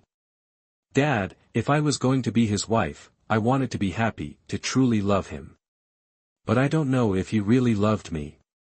You'd laugh and say I'm being silly, but it's true. In the end, I felt like it was all a dream, one I held gently in my hands, anxiously guarding it, afraid it would disappear. It took me 4 years to figure out his feelings for me, and the result? I just watched the dream shatter, piece by piece. Dad, I don't hate him, and I don't blame myself for not doing well. This was just our short-lived fate. I'm 27, no children, no outstanding career, wanting a divorce right away, and having lost the father I love. It's pretty miserable, isn't it? But Dad, my life is already at rock bottom, the worst possible state. Every day after this can't be any worse, it can only get better. What do I have to worry about? I'm not old yet. I can still meet someone I love, my career will improve. Dad, I have a tomorrow, so just sigh a few disappointed breaths, don't worry too much. Mom's doing well with stocks, so don't worry about her. I'll take care of her. Take care of yourself, Dad. Annie Reeves wiped away her tears, stood up, and bowed deeply towards the tombstone. From the cemetery back to the bus station, Annie Reeves, though still breathing heavily, felt much better. She just managed to catch the last bus back to Tanjong. The bus was packed, and it looked rather dilapidated, the windows rattling as it drove. It was still afternoon, but the driver had already turned on the headlights. Fog blanketed the earth and sky. Annie Reeves sat by the window. Even someone standing close to the driver wouldn't be able to see his face clearly. After a bumpy ride to the ferry terminal, it was already dark. The fog was thick, visibility at most 50 meters. Seeing there was still space on the ferry, the driver, pleased, urged the passengers to get off and busily drove the bus onto the ferry. Annie Reeves grimaced, following the crowd off the bus. It was no good, the swaying had made her nauseous. Spotting a public restroom nearby, she endured the discomfort and hurried inside. Just as she finished wiping her mouth, she heard the ferry's horn. She dashed towards it, but the ferry was already slowly pulling away from the shore. The ferry terminal manager's voice boomed over the loudspeaker. Due to heavy fog on the river, and for the safety of passengers and vehicles, ferry crossings are temporarily suspended. Service will resume tomorrow after the fog clears. Annie Reeves stood on the steps, staring wide-eyed at the churning river. Behind her, a long line of drivers waiting to cross cursed in unison. The cursing was likely just a vent. No one would risk their lives in this fog. After their outburst, they went to buy food for the night. Some huddled in their cabs, calling home, while others simply closed their eyes and slept. Annie Reeves's car was probably already halfway across the river. There wasn't a single hotel or guest house near the ferry terminal. Where was she supposed to go? Lance Carter's car was also stuck in the stalled traffic. He inched forward, but ultimately missed the last ferry. He had a surgery scheduled for tomorrow and was incredibly anxious, but there was nothing he could do. He'd just spoken to the hospital, postponing the surgery by 2 hours. Lost in thought, he glanced at Annie Reeves, who stood like a statue. He blinked a few times, then hesitantly spoke, "Annie Reeves?" Annie Reeves turned around in surprise. Lance Carter spoke calmly, his expression unchanged. Perhaps the past was so distant that time had erased all traces, leaving this encounter as just a drop in the long river of memories. Annie Reeves listened silently, offering no comment. She found it strange that he would so readily confide in her about such personal matters, considering they were strangers. Love can never escape reality. Social compatibility, shared aspirations, these aren't just empty words. For a lasting marriage, love alone isn't enough. Lightning attracted to earth fire, such a passion is merely a fleeting brilliance, leaving only ashes when it burns out. But how many people truly understand this? Divorce doesn't mean happiness is over. If the bond is truly broken, separation can be a good thing. DM's mother remarried last year.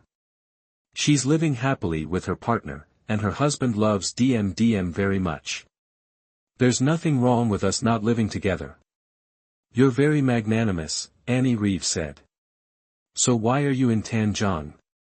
She wasn't being nosy, nor was she particularly curious about this gentle man. The night was long, and she simply didn't know how to pass the time.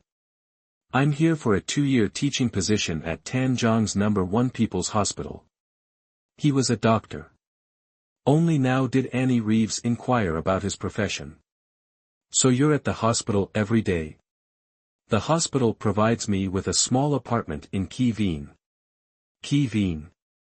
Annie Reeves smiled faintly. That's the best residential area in Tanjong. You can see the Truongjiang River right from the doorway. The apartments there were designed by my classmate, Linda Reeves, who won a National Gold Design Award. Really? You study architecture too? Lance Carter seemed surprised.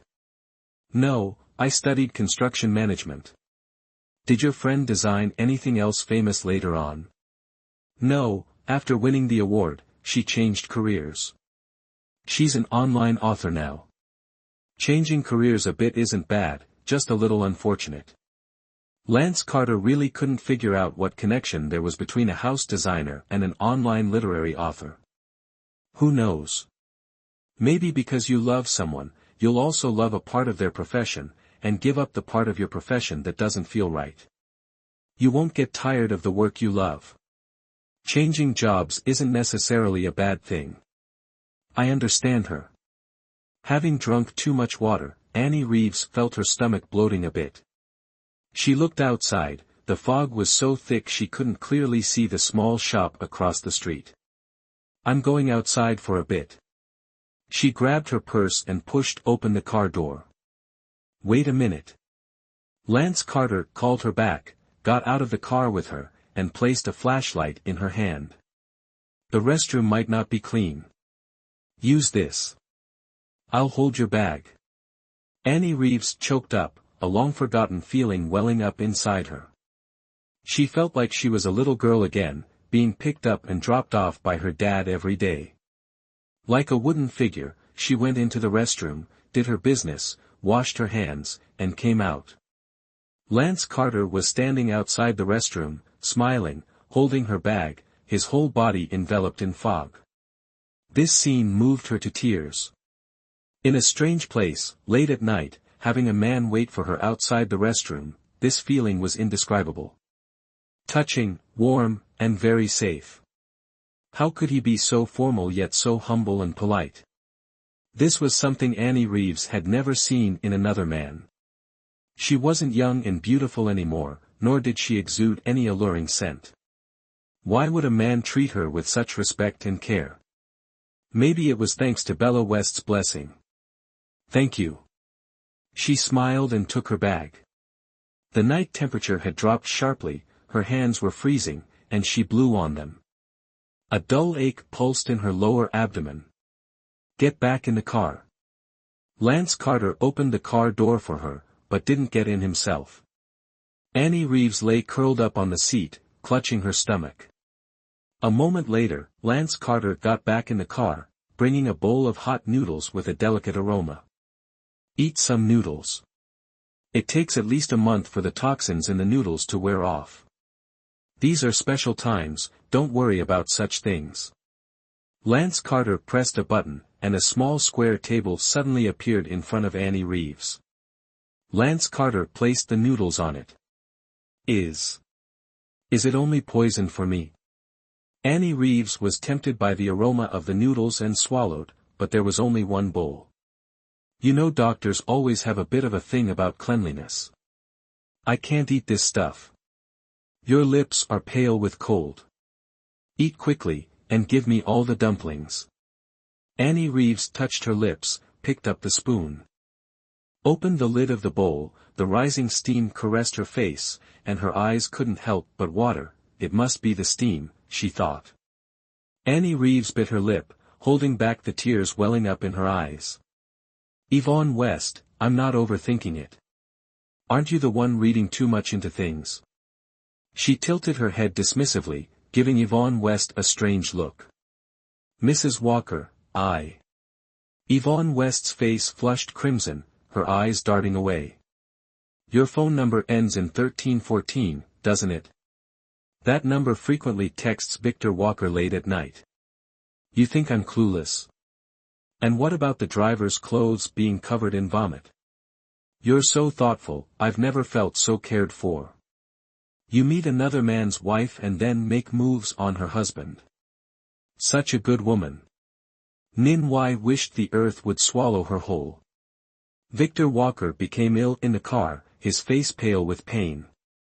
She purposely sent the driver to buy stomach medicine and offered to take Victor Walker upstairs herself. She had intended to network with Annie Reeves, but when she found Annie Reeves wasn't home, she was delighted to help Victor Walker to bed. As soon as he lay down, he uncontrollably vomited all over her face and neck. After vomiting, Victor Walker felt a little better. A man who valued cleanliness as much as he didn't even glance at her, and hurried into the bathroom to rinse his mouth. She found a set of pajamas in the bedroom and changed, conveniently changing the bedsheets as well. The driver hadn't returned with the medicine yet, and Victor Walker was still in the shower. She paced back and forth in the spacious room, starting to feel like the lady of the house. She poured herself a cup of coffee and had just sat down when the door opened. I'm so sorry, Mrs. Walker. I'm young and foolish, I did something stupid. I won't do it again. Nin's face burned with shame, her eyes fixed on the floor. Don't tell me any of that. Grab your clothes and get out. Annie Reeves stared sternly at her, pointing to the door. If you're so eager to move in, maybe you can give me some time to move out. Nin's face turned from black to purple, then to a stark white. Utterly humiliated, she snatched her clothes from the floor and fled. At that moment, the bathroom door opened, and Victor Walker emerged, wearing a bathrobe. What's wrong? He asked, noticing the tears in Yvonne West's eyes. Nothing. Yvonne West choked out, heading for the door. Just then, the driver returned with the medicine and looked at her in shock. She put the medicine on the table, grabbed the driver's arm, and without another word, rushed out in a fluster. Victor Walker blinked a few times, then walked into the bedroom. Annie Reeves stood by the window, her back to him. Going out without a word, he said, stretching out on the bed. Why did you give her those clothes to wear? Annie Reeves turned around, her delicate face creased with a frown, her eyes filled with undisguised disappointment. What clothes? Victor Walker asked, momentarily confused. Your nightgown. Huh? That outfit? What's the big deal if she wore it? I didn't notice. If you like it, we can just buy a few more. Victor Walker closed his eyes, the post-shower feeling easing his stomach slightly. His stomach troubles stemmed from the relentless bid preparation, skipping meals, and now even a little exertion caused unbearable pain. Victor Walker, can you please spare me from this? I hate feeling like a shrew, constantly suspicious and afraid. I don't want this kind of life. If this somehow boosts your ego, then let me go. Find someone else to take my place. Annie Reeves was furious, tears streaming down her face. Victor Walker frowned slightly, closing his eyes again. What are you talking about? I don't understand. If you're upset about Yvonne West wearing your nightgown, you're making a mountain out of a molehill. You're not usually this petty, Annie. As my wife, can't you be a little more generous towards my employees? She wanted to laugh hysterically. Handing her husband over to someone else on a silver platter, then playing dumb, pretending not to see or hear anything, that's what being generous meant. She didn't have the energy to argue with him anymore. Victor Walker was a delicious cake, if someone else wanted a slice, they could have it. She was tired. Victor Walker, did you get my message? She gave Victor Walker a pained look. 2 years of love, 2 years of marriage, for years, everything was about to become the past. She wasn't in love anymore, just filled with a sense of sadness and failure. If not affection, couldn't he at least show her some respect? My phone broke. Victor Walker turned over, facing the wall. He felt his usually quiet wife was being deliberately difficult today. He was too tired to argue, just wanting a good night's sleep. Annie Reeves shook her head, unsure whether to laugh or cry. Fate played such cruel jokes. She walked over to the bed and said. Well, I might as well tell you now, Victor Walker. Soft snores came from the bed. Victor Walker was fast asleep. Annie Reeves stared blankly at Victor Walker, feeling increasingly estranged. She sighed, leaving her luggage unpacked and walking out of the house again. She wanted to part ways amicably, to calmly say goodbye. If they couldn't be husband and wife, he could at least remain the respected senior she once knew. Tanjong wasn't big, they were bound to run into each other. There was no need to make things awkward. Now she saw it was just her, offering herself up willingly. Annie Reeves found a place to settle down, the turmoil in her heart easing slightly. Today was Sunday, the registry office was closed. Tomorrow, Monday, she would find time to finalize the divorce with Victor Walker. He wouldn't be bothered anymore, and she wouldn't be heartbroken. From then on, he could walk his Ray Johnson path, and she would cross her single-plank bridge. No longer intertwined, a brighter tomorrow would come. Annie Reeves, afraid of disturbing Linda Reeves's sleep, left the room. Willows lined the streets, their leaves already turning yellow in this season. Few pedestrians were out. Further down the road, a willow swayed gracefully in the breeze, a poignant image of waiting for someone in the twilight. Across the street stood the renowned Chieu Tieu. The rooms within Chieu Tieu, unlike other apartments, possessed a refined elegance. From the outset of construction, the owner declared it a rental-only property, with tenants vetted by the Neum family, making wealth insufficient for securing a lease. This exclusivity fueled curiosity, making a Chieu Tieu tenancy a status symbol in Tanjong. Seeing no one around, as dusk settled, Annie Reeves finally let her tears flow. Victor Walker had a stomach ache, she should stay and care for him, make him some easily digestible porridge. The house was a bit messy, and she wanted to tidy it up properly. She wasn't cold-hearted, much less uncaring, but she couldn't bear to stay in that house a moment longer. Naomi Bennett's words, the pajamas Yvonne West wore, kept flashing through her mind. Without her, Victor Walker would have others vying to care for him, so what was she worried about? If he'd been gone all day, why hadn't Victor Walker even called? For her, he was nothing more than a name on a legal document, his presence or absence made little difference. Their marriage had reached a sorry state. There was no assigning blame, only the acknowledgement that their bond had frayed. The phone in her pocket suddenly rang, startling Annie Reeves. She lacked the courage to answer. The insistent ringing forced her hand. It was Bella West. She figured Bella had found a room, ever the woman of action. Wiping her tears and composing her voice, she answered. "Annie, Lance Carter just called and invited us to dinner," Bella West's voice, high with excitement, announced.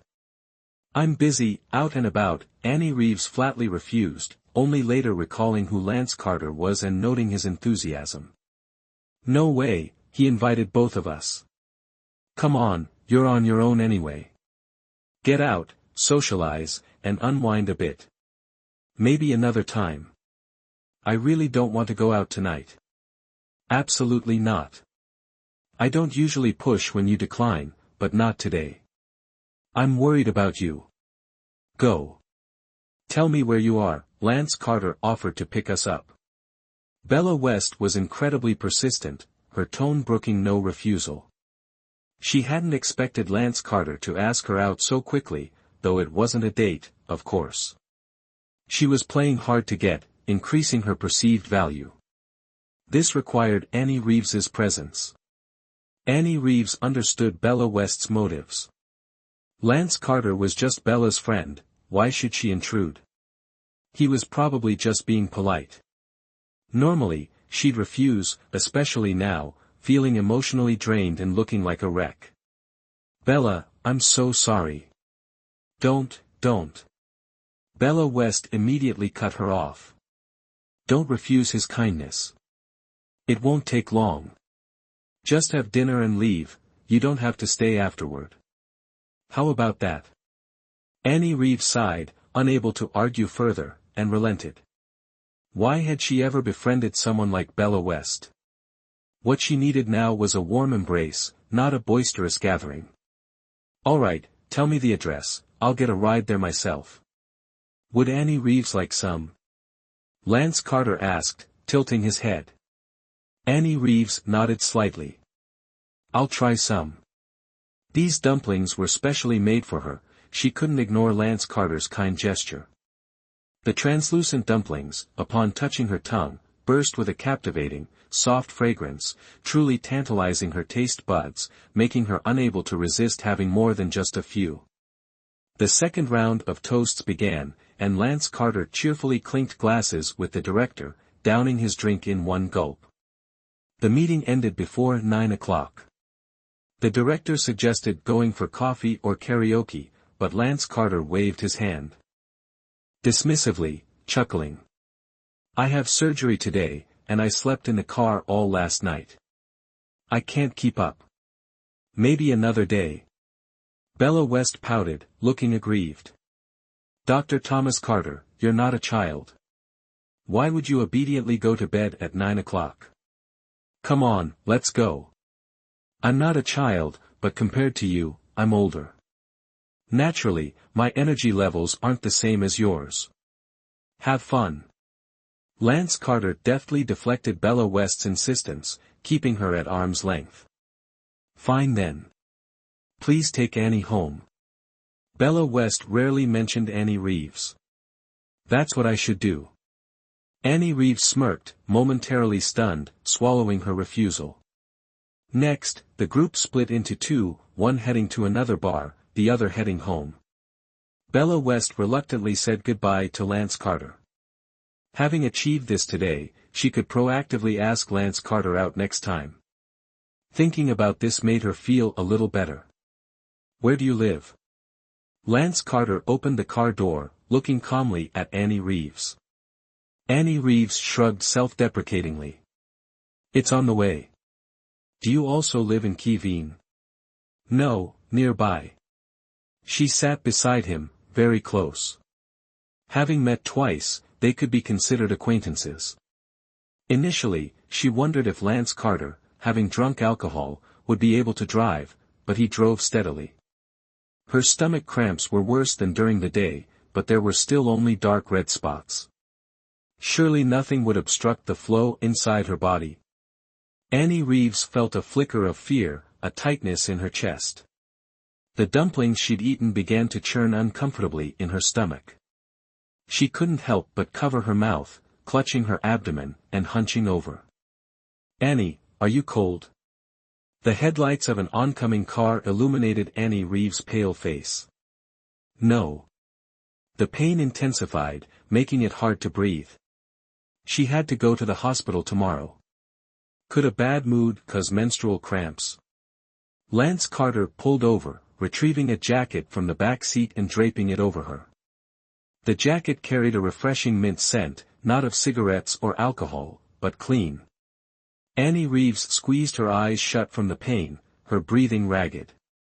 Annie, should we go to the hospital? Lance Carter looked at her with concern. I think it's just fatigue. I'll be fine after some sleep. Annie Reeves tried to convey that it was just a normal bodily function. Lance Carter didn't say anything more, only accelerating slightly. Strangely, the stomach pain eased upon exiting the vehicle, yet while inside, Annie Reeves had been drenched in cold sweat, nearly fainting. She returned the jacket, expressed her gratitude, and bid farewell. Lance Carter, after briefly observing the old houses cloaked in darkness, called her back and retrieved 2 items from his car. Don't be so hard on yourself, a little relaxation isn't a bad thing. This is actually our 4th encounter, you just don't recall them. Lance Carter chuckled, waved goodbye, and got into his car. Annie, sleep well, sweet dreams. If you feel unwell, call me anytime. She watched in a daze as Lance Carter's car drove away, the streetlights casting a faint glow. Lowering her head, the red in her hand caught her eye. It was her marriage certificate with the deceased Victor Walker, returned to her by a stranger she'd met through Bella West. Suddenly, she remembered. Lance Carter wasn't Bella West's friend, he was the man at the intersection who almost hit her, the man at the massage parlor she'd mistaken for someone else. What a small world, no wonder he looked familiar. Annie Reeves smiled faintly, stroking the marriage certificate. Now, things were falling into place, divorcing Victor Walker would be straightforward. This was fate. What are you so upset about? See, that kind of person was just toying with you. He was never going to marry you. Ray Johnson's reckless words were cut short. Yvonne West looked skyward and sighed, unable to cry. Through a pane of glass, the onlooker, upon seeing Victor Walker enter, quickly buried their face in their computer screen, pretending nothing had happened. Victor Walker calmly entered his office, tapping his fingers on the desk, his mind restless and unwilling to work. Today was Monday, not Black Friday. Suddenly remembering his uncharged phone, he hastily opened the box, retrieved the device, plugged in the cable, connected it to the power source, and pressed the power button. A gentle melody chimed, and a butterfly fluttered across the screen. Moments after booting up, the screen blinked with incoming messages, over 20 of them. More than half were spam, a few from clients, none from Yvonne West. As Victor Walker read and deleted them, he noticed a message from his wife. Yes, that's right, she had asked him the other day if he'd received her text. Victor Walker opened the message and froze. Victor Walker, let's get a divorce. It was early Saturday morning when he was still in his office, having just smashed his phone. She wanted a divorce. She wanted a divorce. She wanted a divorce. Victor Walker's mind went blank, only able to numbly repeat this question. He reread the message, thinking he might be seeing things. No, it was undeniably real. Annie Reeves said she wanted a divorce, a concise message, timed perfectly, not about the clothes. Then what was it about? Victor Walker tapped his head, feeling his soul leave his body, turning him into an empty shell. This wasn't the outcome he desired. Had his actions crossed a line, pressuring her? Impossible. He hadn't even properly begun. It absolutely wasn't due to a third party, his commitment to Annie Reeves was unwavering. If they were to divorce, Victor Walker thought, it should reasonably be him who initiated it. He could provide her with anything she wanted, yet her attitude towards him remained consistently cold, a stark contrast to the passionate women he encountered elsewhere. But divorce had never been his intention. Was a husband like him truly unworthy? Over the past few days, he deliberately created the impression of another woman in his life, simply to gauge her reaction, to see how much she cared. He hadn't been overt, yet she chose to leave. For whose benefit was this performance, then? A pang of pain shot through Victor Walker's heart. How could she let go so easily? Not even putting up a fight. Had she been anticipating this day all along? Running away from home because of this? He hoped so, or he'd tear her apart. If she had suspicions, couldn't she have asked him directly? No, he absolutely wouldn't agree to a divorce. Whether initiated by him or by her. There was resentment, a lack of willingness, and a multitude of ambiguous, undefined emotions. If it was merely habit, and he currently had no intention of divorcing, then his wife certainly had no right to leave him. Victor Walker decisively deleted the message. If the phone was broken, then he would consider the message unread. But his heart couldn't maintain its composure. He had to admit, he was slightly hurt. Other women clamored for his affection, yet she continually pushed him away. Any man would be deeply affected by this. Victor Walker stared at his phone, his mood plummeting. There was a knock at the door. The pricing team leader entered. CEO Walker, the representatives from Tuyen Construction are waiting in the conference room. I'll be right down. Victor Walker remembered his appointment with Tuyen Construction to discuss the Changjiang Bridge tender. A wave of numbness washed over him. He stood, composing himself for a long moment before heading downstairs. William Carter muttered a curse, slamming his fist against the chair. That Naomi Bennett, she really puts her money where her mouth is. It has nothing to do with her, or anyone else. This is between me and Victor Walker. Annie. William Carter turned to her. Do you look down on me now, Annie? Thinking I'm the same, that I have no right to criticize Naomi Bennett? Annie Reeves swung her leg nonchalantly, remaining silent. There are many things I haven't said outright for the sake of appearances. Annie, do you know how Naomi Bennett became a manager at Tuyen Construction? She slept her way to the top with the CEO. William Carter closed his eyes in pain. I knew she was ambitious, power-hungry, unwilling to be beneath anyone. I couldn't imagine she'd resort to such methods. Just like any husband with an unfaithful wife, I was the last to know. Back then, Tuyen was facing difficulties, and I was on a business trip. I returned a day early, opened the door, and caught them in bed. Naomi Bennett and that CEO begged me. Naomi Bennett tried to kill herself, swore to me, spoke of her pain and suffering, remembering our past affection, thinking she was just young and foolish, I forgave them. After that, Naomi Bennett did behave for a long time, and that CEO happened to be transferred, so I thought the matter would just fade away. A year ago, our relationship turned cold again. Outwardly, there was no sign of trouble, but we had been sleeping in separate beds for a long time. That's when I met Stella Clark. I admit I'm an ordinary man, unable to resist temptation, both emotionally and physically needing an outlet. Naomi Bennett found out, didn't make a fuss, said she was also sleeping with Victor Walker. So, we agreed to go our separate ways. I was almost scared out of my wits, cut off my relationship with Stella Clark. Our home was practically ruined, and I couldn't let her ruin our relationship too, Annie.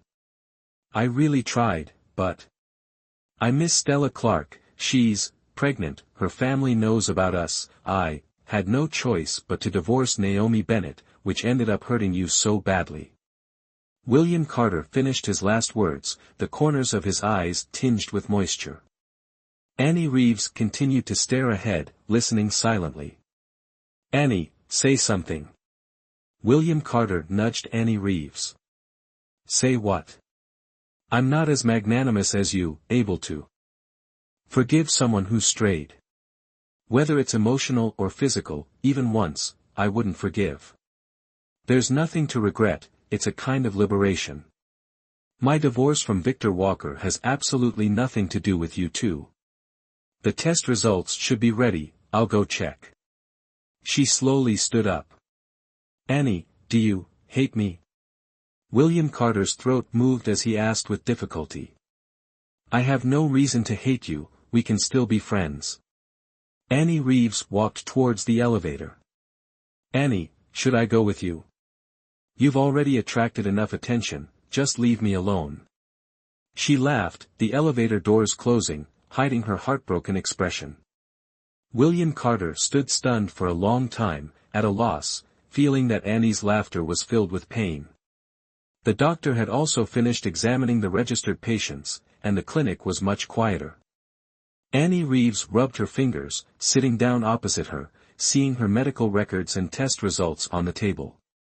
Do you have any other family in Tanjong City? The doctor asked gently.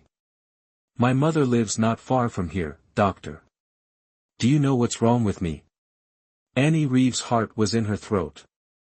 The doctor chuckled, your white blood cell count is a little higher than normal. Have you had a cold recently? Yes, I got caught in the rain and caught a bit of a cold, but I'm much better after taking some medicine. Actually, it wasn't a serious illness. You were pregnant. But don't be upset, the baby was fine, but you took so much cold medicine that you couldn't keep it. Pregnant? Annie Reeves' eyes widened in surprise. How is that possible? I just had my period. The doctor's smile faded, and he looked seriously at Annie Reeves. That wasn't your period, it was internal bleeding. You were pregnant, but the embryo wasn't in your uterus, it was in your fallopian tube. This is called an ectopic pregnancy. It could be. He stared at her for a long time, his insides twisting. He hated her calmness, her casual tone, her innocent expression. How could she be so careless? It was a life, not a flower or a blade of grass to be crushed. Victor Walker was nearly insane. You didn't just find out you were pregnant today. You knew it earlier, so you deliberately got drenched in the rain, then said you lost the baby because of the medicine. But the truth is, you didn't want it from the start. Annie Reeves, I thought you were just quiet and cold, a bit reserved, but I never thought you were so heartless. For a divorce, you really are willing to do anything.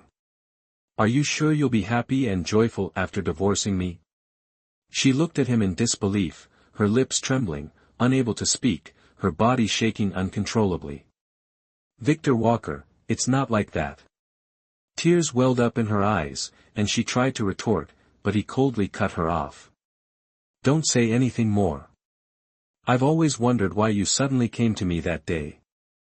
You planned all of this. For 4 years, you refused to get pregnant, and when you finally did, you wanted to kill it. How could you pretend to be so innocent and tell me about it?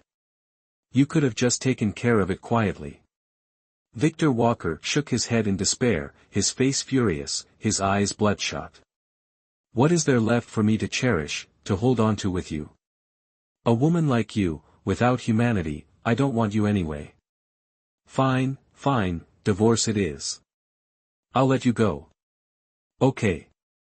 Annie Reeves nodded, not wanting to say anything more. There was no need. If Victor Walker loved her even a little, he wouldn't have said those things. The late autumn wind cut like knives, causing her pain.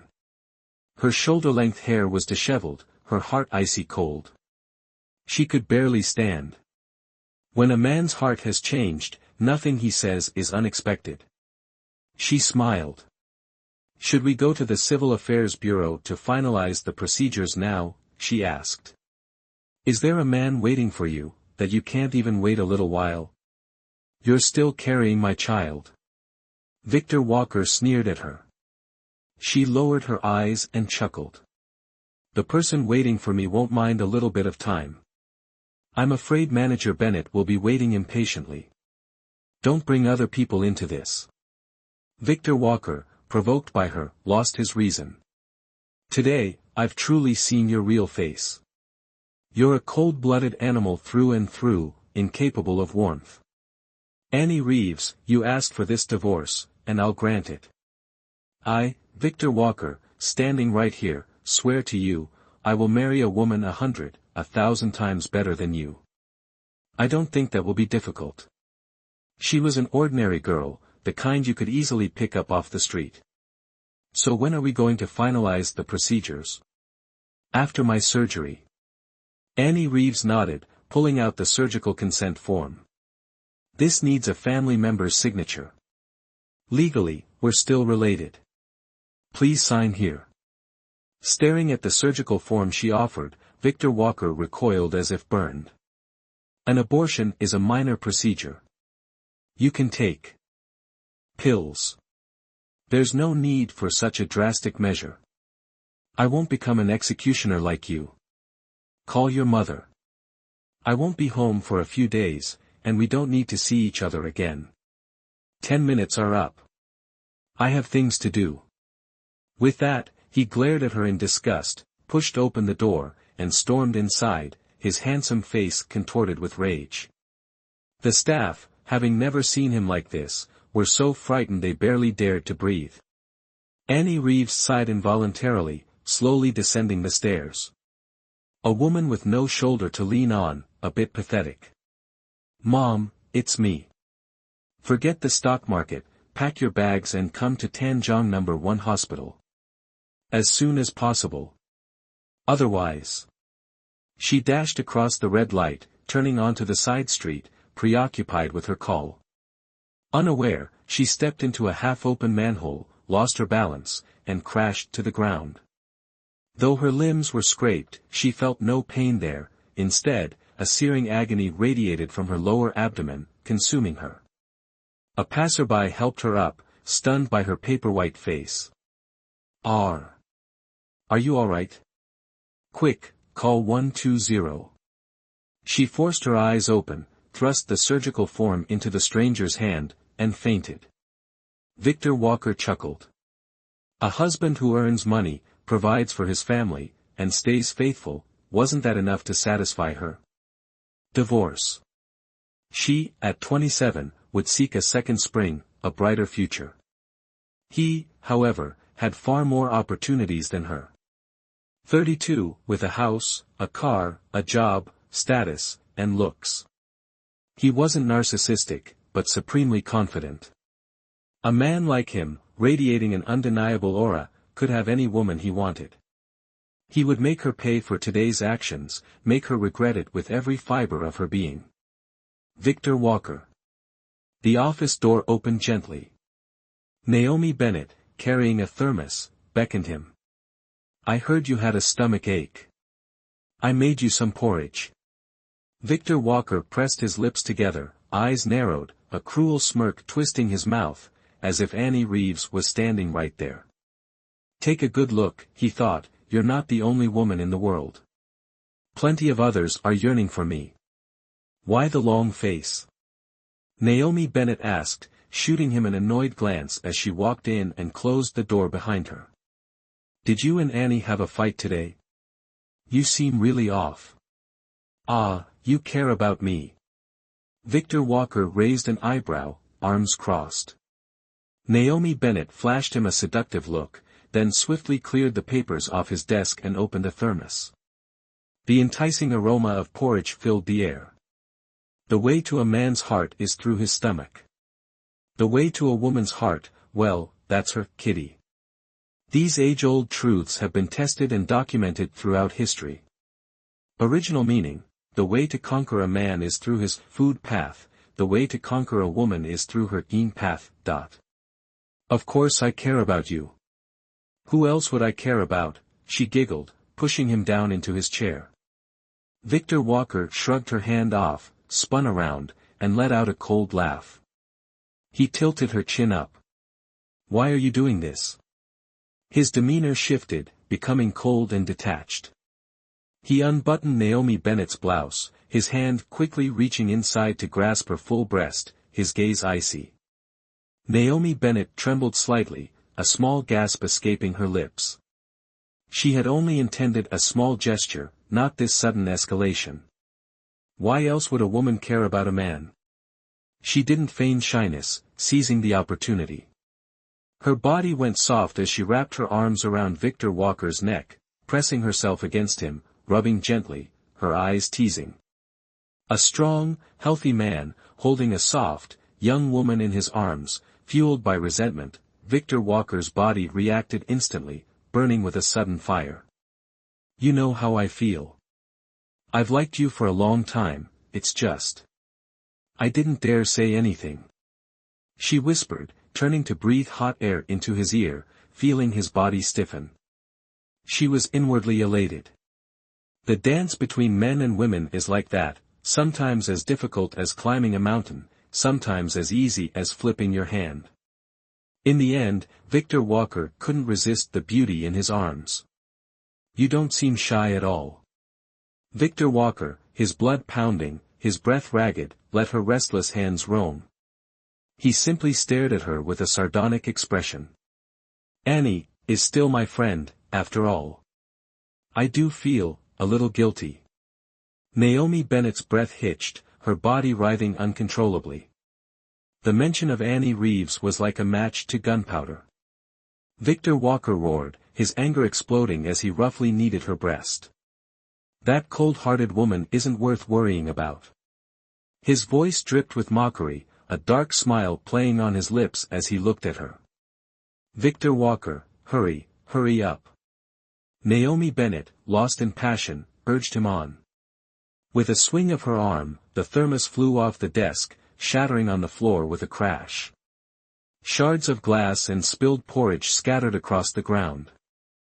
Victor Walker stared intently at the chaotic mess on the floor, his body rigid. Meanwhile, at the hospital, Annie Reeves's surgery was complete. After an hour of observation, she was transferred to a gurney and wheeled out of the operating room. The green light above the operating room door illuminated. Lance Carter looked at her tenderly and sighed softly. Outside the window, the lights of countless homes twinkled. Among them were feelings of joy and warm prosperity, but also a sense of quiet sorrow for recent events. Not long after she left, Annie Reeves's phone, left on her bedside table, pinged with a message from Lance Carter. In the message, he recounted an amusing incident on his way to the hospital. His brief description made Annie Reeves chuckle and huff with laughter. If he had been overly anxious and solicitous, Annie Reeves would have naturally recoiled and become wary of him. But now, she felt that Lance Carter was a true friend, like a father and an older brother, figures she lacked in her life. How fortunate she was to have met him.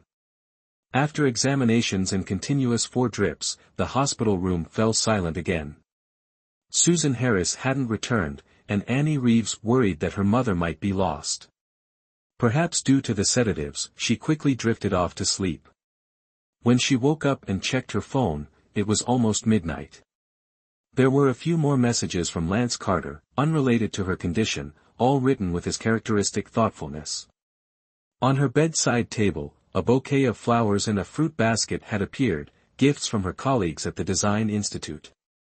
And, oh, there was a young man standing by her bed, staring at her with a questioning look.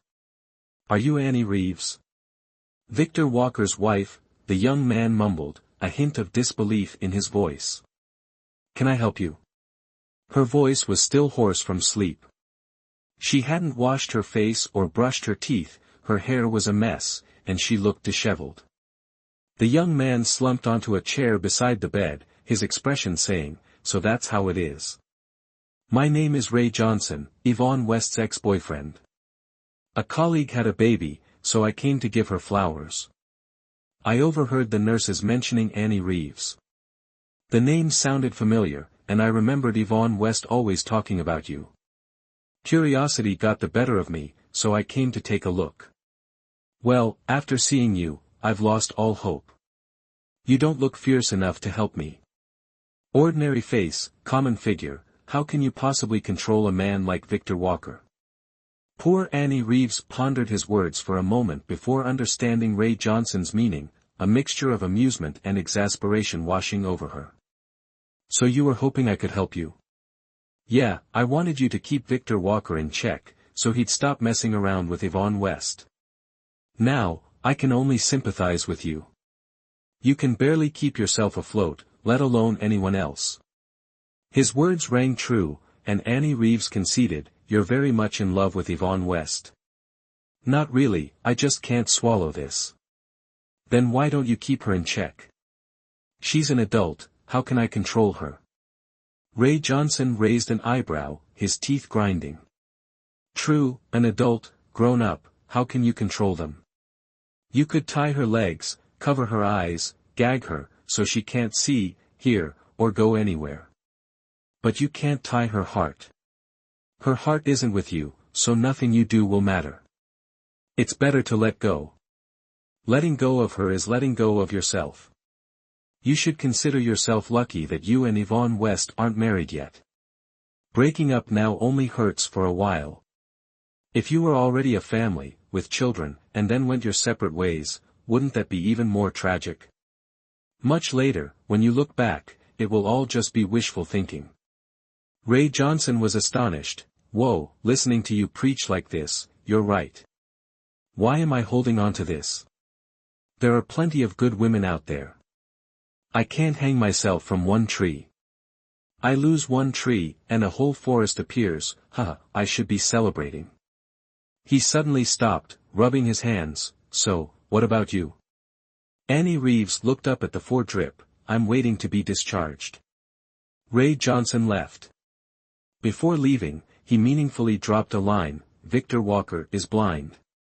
This gave Annie Reeves another headache. Tossing and turning, she saw Susan Harris shuffle in, her eyes swollen. "Mom."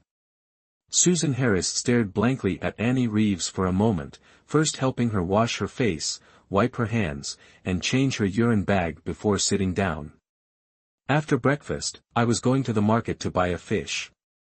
The nurse said there's someone who cooks for patients behind the hospital. You've lost so much blood, you look like an addict, you need to be properly nourished." Susan Harris said, crying. "So, the fishmonger wouldn't sell you any?" Annie Reeves asked. Susan Harris shook her head, "No, I ran into your mother-in-law. He even drove to the riverbank to check out the bridge location, had lunch at a small restaurant near Key Veen, took a nap in his car, and then returned to the office." In the quiet office, an employee glanced at him casually, jerking his chin with a "take care of your health" gesture. This summer, Victor Walker's mother, Daisy Green, retired. She constantly called, urging him and Annie Reeves to come home for dinner, but everyone ran away after tasting her cooking. Sometimes Victor Walker truly admired his father for enduring such devastation for so many years.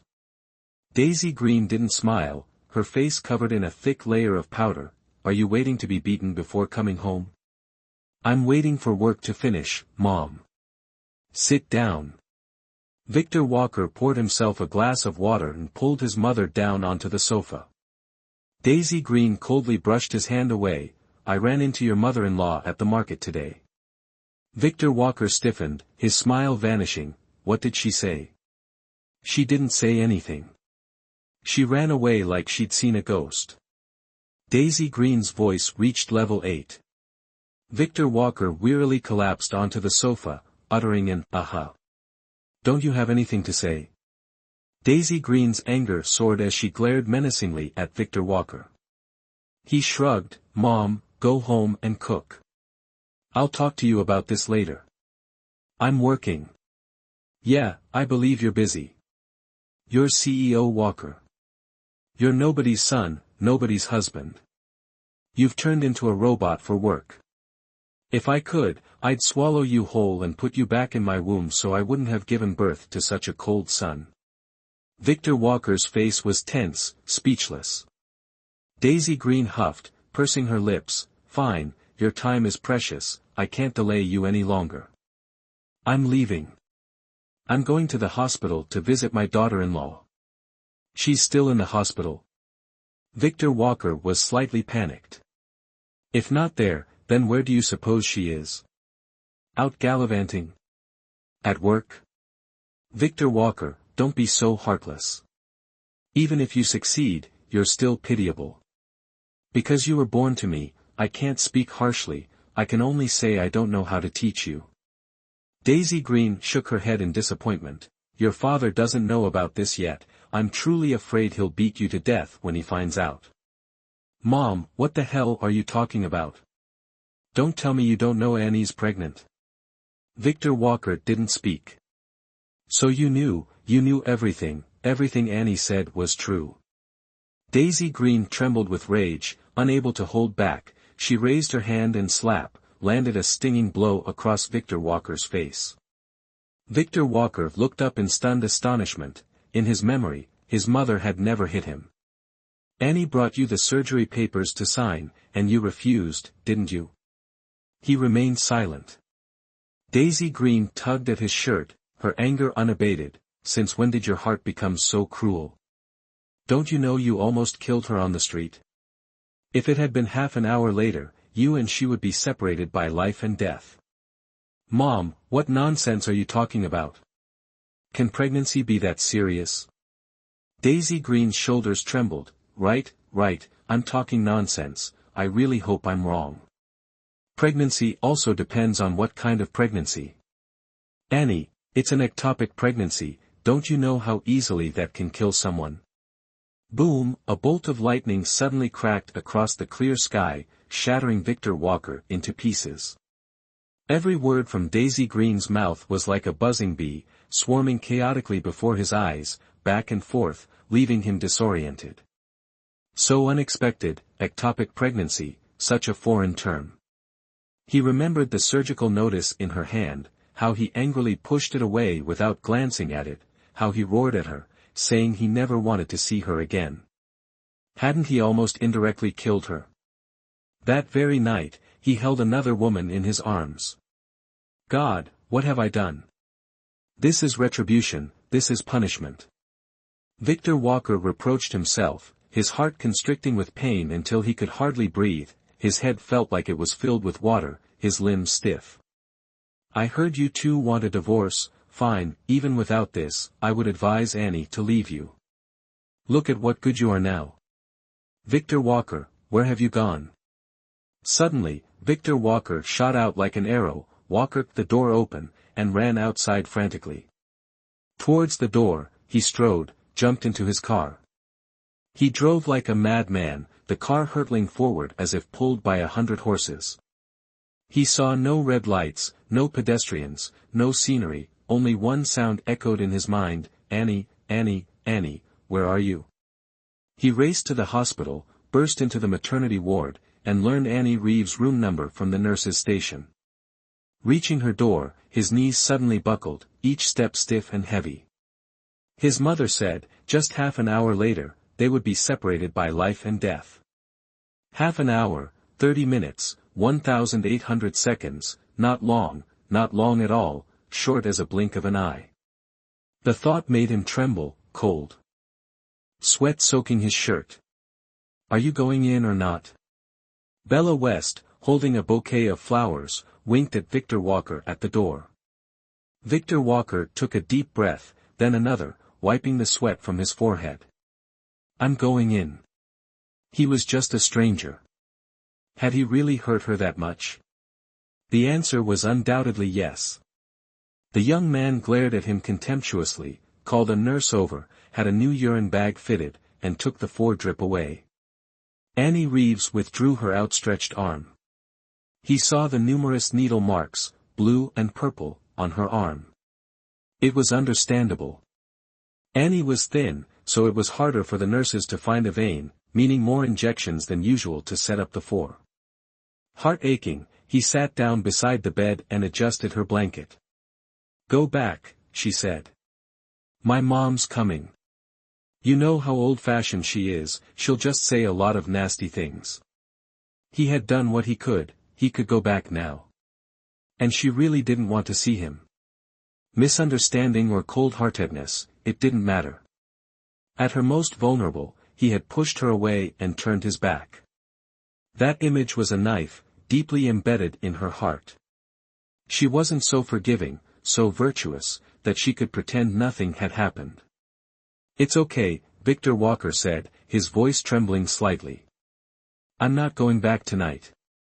I'll stay here with you. This room is tiny, she said. There's no space for several people. Mom will take care of me. You have to deal with the company, go home and get some rest. Stop pushing me away, he suddenly roared. I know I was wrong. I misunderstood you, didn't look closely at the surgical papers, and put you through so much.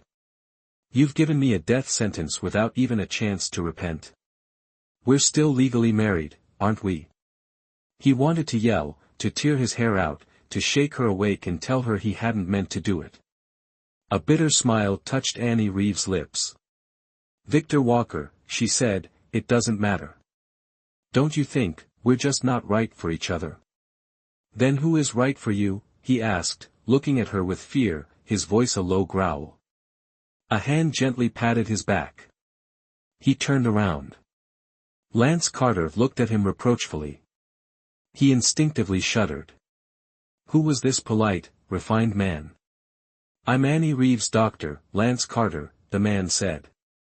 Today is her second post-operative day. She shouldn't talk too much right now.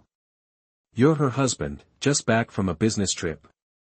Victor Walker gave a strained smile and nodded, extending his hand towards Lance Carter. Lance Carter shook his hand. If it's a misunderstanding, then it's easier to talk about, he said. Don't agitate her too much, it'll hurt her wound. Then, he lowered his voice and spoke close to Victor Walker's ear. I think, right now, you should retract your sharp words and temper. Shouting won't be good for her. Whatever it is, wait until she's discharged. Does a doctor treat this kind of thing too? Victor Walker asked, his lips twisting in self-mockery. Lance Carter smiled, released Victor Walker's hand, clasped his hands behind his back, and bent down to look at Annie Reeves. His gaze was clear as glass. Annie Reeves raised an eyebrow at him uncomfortably and sighed helplessly. Everything's normal today. No post-op complications. Nothing to worry about, just focus on recovery. No 4 tonight, get a good rest. You too. Yeah. Lance Carter let his gaze linger on her face for a moment, then withdrew it, nodded to Victor Walker, and strode out of the room. Annie Reeves's eyes followed his retreating figure, a flicker of loss in her heart. Lance Carter's demeanor wasn't like a friend's, just a doctor's, and she didn't know how to act, it felt unfamiliar. Victor Walker sensed Annie Reeves's indifference towards him, but he didn't dwell on it. A patient's reliance on a doctor, like a devotee to Buddha, was a pure, untainted devotion. With Lance Carter's reminder, their argument paused. Susan Harris returned. Upon seeing Victor Walker, she didn't yell like Annie Reeves had feared, but glared at him with the hatred of an enemy, tears streaming down her face. This was more terrifying than any shouting. Victor Walker didn't need her to speak. He walked out, devoid of pride and courage to stay. Susan Harris followed him to the elevator. "Don't come back. We clung to you, and look where it got us. Annie lost a fallopian tube. The doctors say she can still conceive, but she's half the woman she was. We all know it's over. You don't owe us anything, and we don't owe you." Susan Harris wiped her tears as she spoke. He gaped. Married to Annie Reeves for 4 years, he'd always thought that his mother-in-law could be appeased with a little money and a few gifts, her grin easily bought. Now he realized her acceptance of his gifts wasn't about the material things, but about acknowledging him, her family. If he weren't family, no matter how lavish the gifts, she wouldn't have spared them a glance. Victor Walker descended to the first floor in silence, walking and walking, somehow ending up on the main road. He paced back and forth, unaware of how much time passed, finally reaching a small restaurant where a few people sat drinking. He went in and ordered a bottle, drinking himself into oblivion before the food even arrived. She knew Victor Walker had truly confused love with pity. More than once, she'd wanted to suggest a divorce, but something always held her back, Victor Walker's kindness to her family. If not for recent events, she could have continued to endure. But now, she didn't need to. Each incident, like a sharp knife, severed the tangled mess, setting her free. It wasn't just about hurt, they were both lost. After parting, they would each find their own way. The past was past, she couldn't cling to it if she wanted a future. Having thought everything through, the hurried footsteps of the nurse on duty echoed down the hallway. Dawn broke, and the early sunlight glinted on the window bars, as if peeking at the world. 1 or 2 nameless birds drifted slowly past the window, quickly disappearing into the trees. She wearily closed her eyes, giving her overworked eyes a moment's rest. Early in the morning, the ward was already bustling with activity. The doctor made his routine rounds, Annie Reeves' 4 was removed, and Dr. Charles Ford suggested she try walking a few steps today, attempting some movement. Without the 4, Annie Reeves felt more comfortable, and starting today, she could have some porridge. The girl who had the abortion was discharged today, and the woman with twins went into labor early this morning and was taken to the operating room. Susan Harris helped Annie Reeves wash her face, rinse her mouth, tie her hair into a ponytail, and change into a sweater.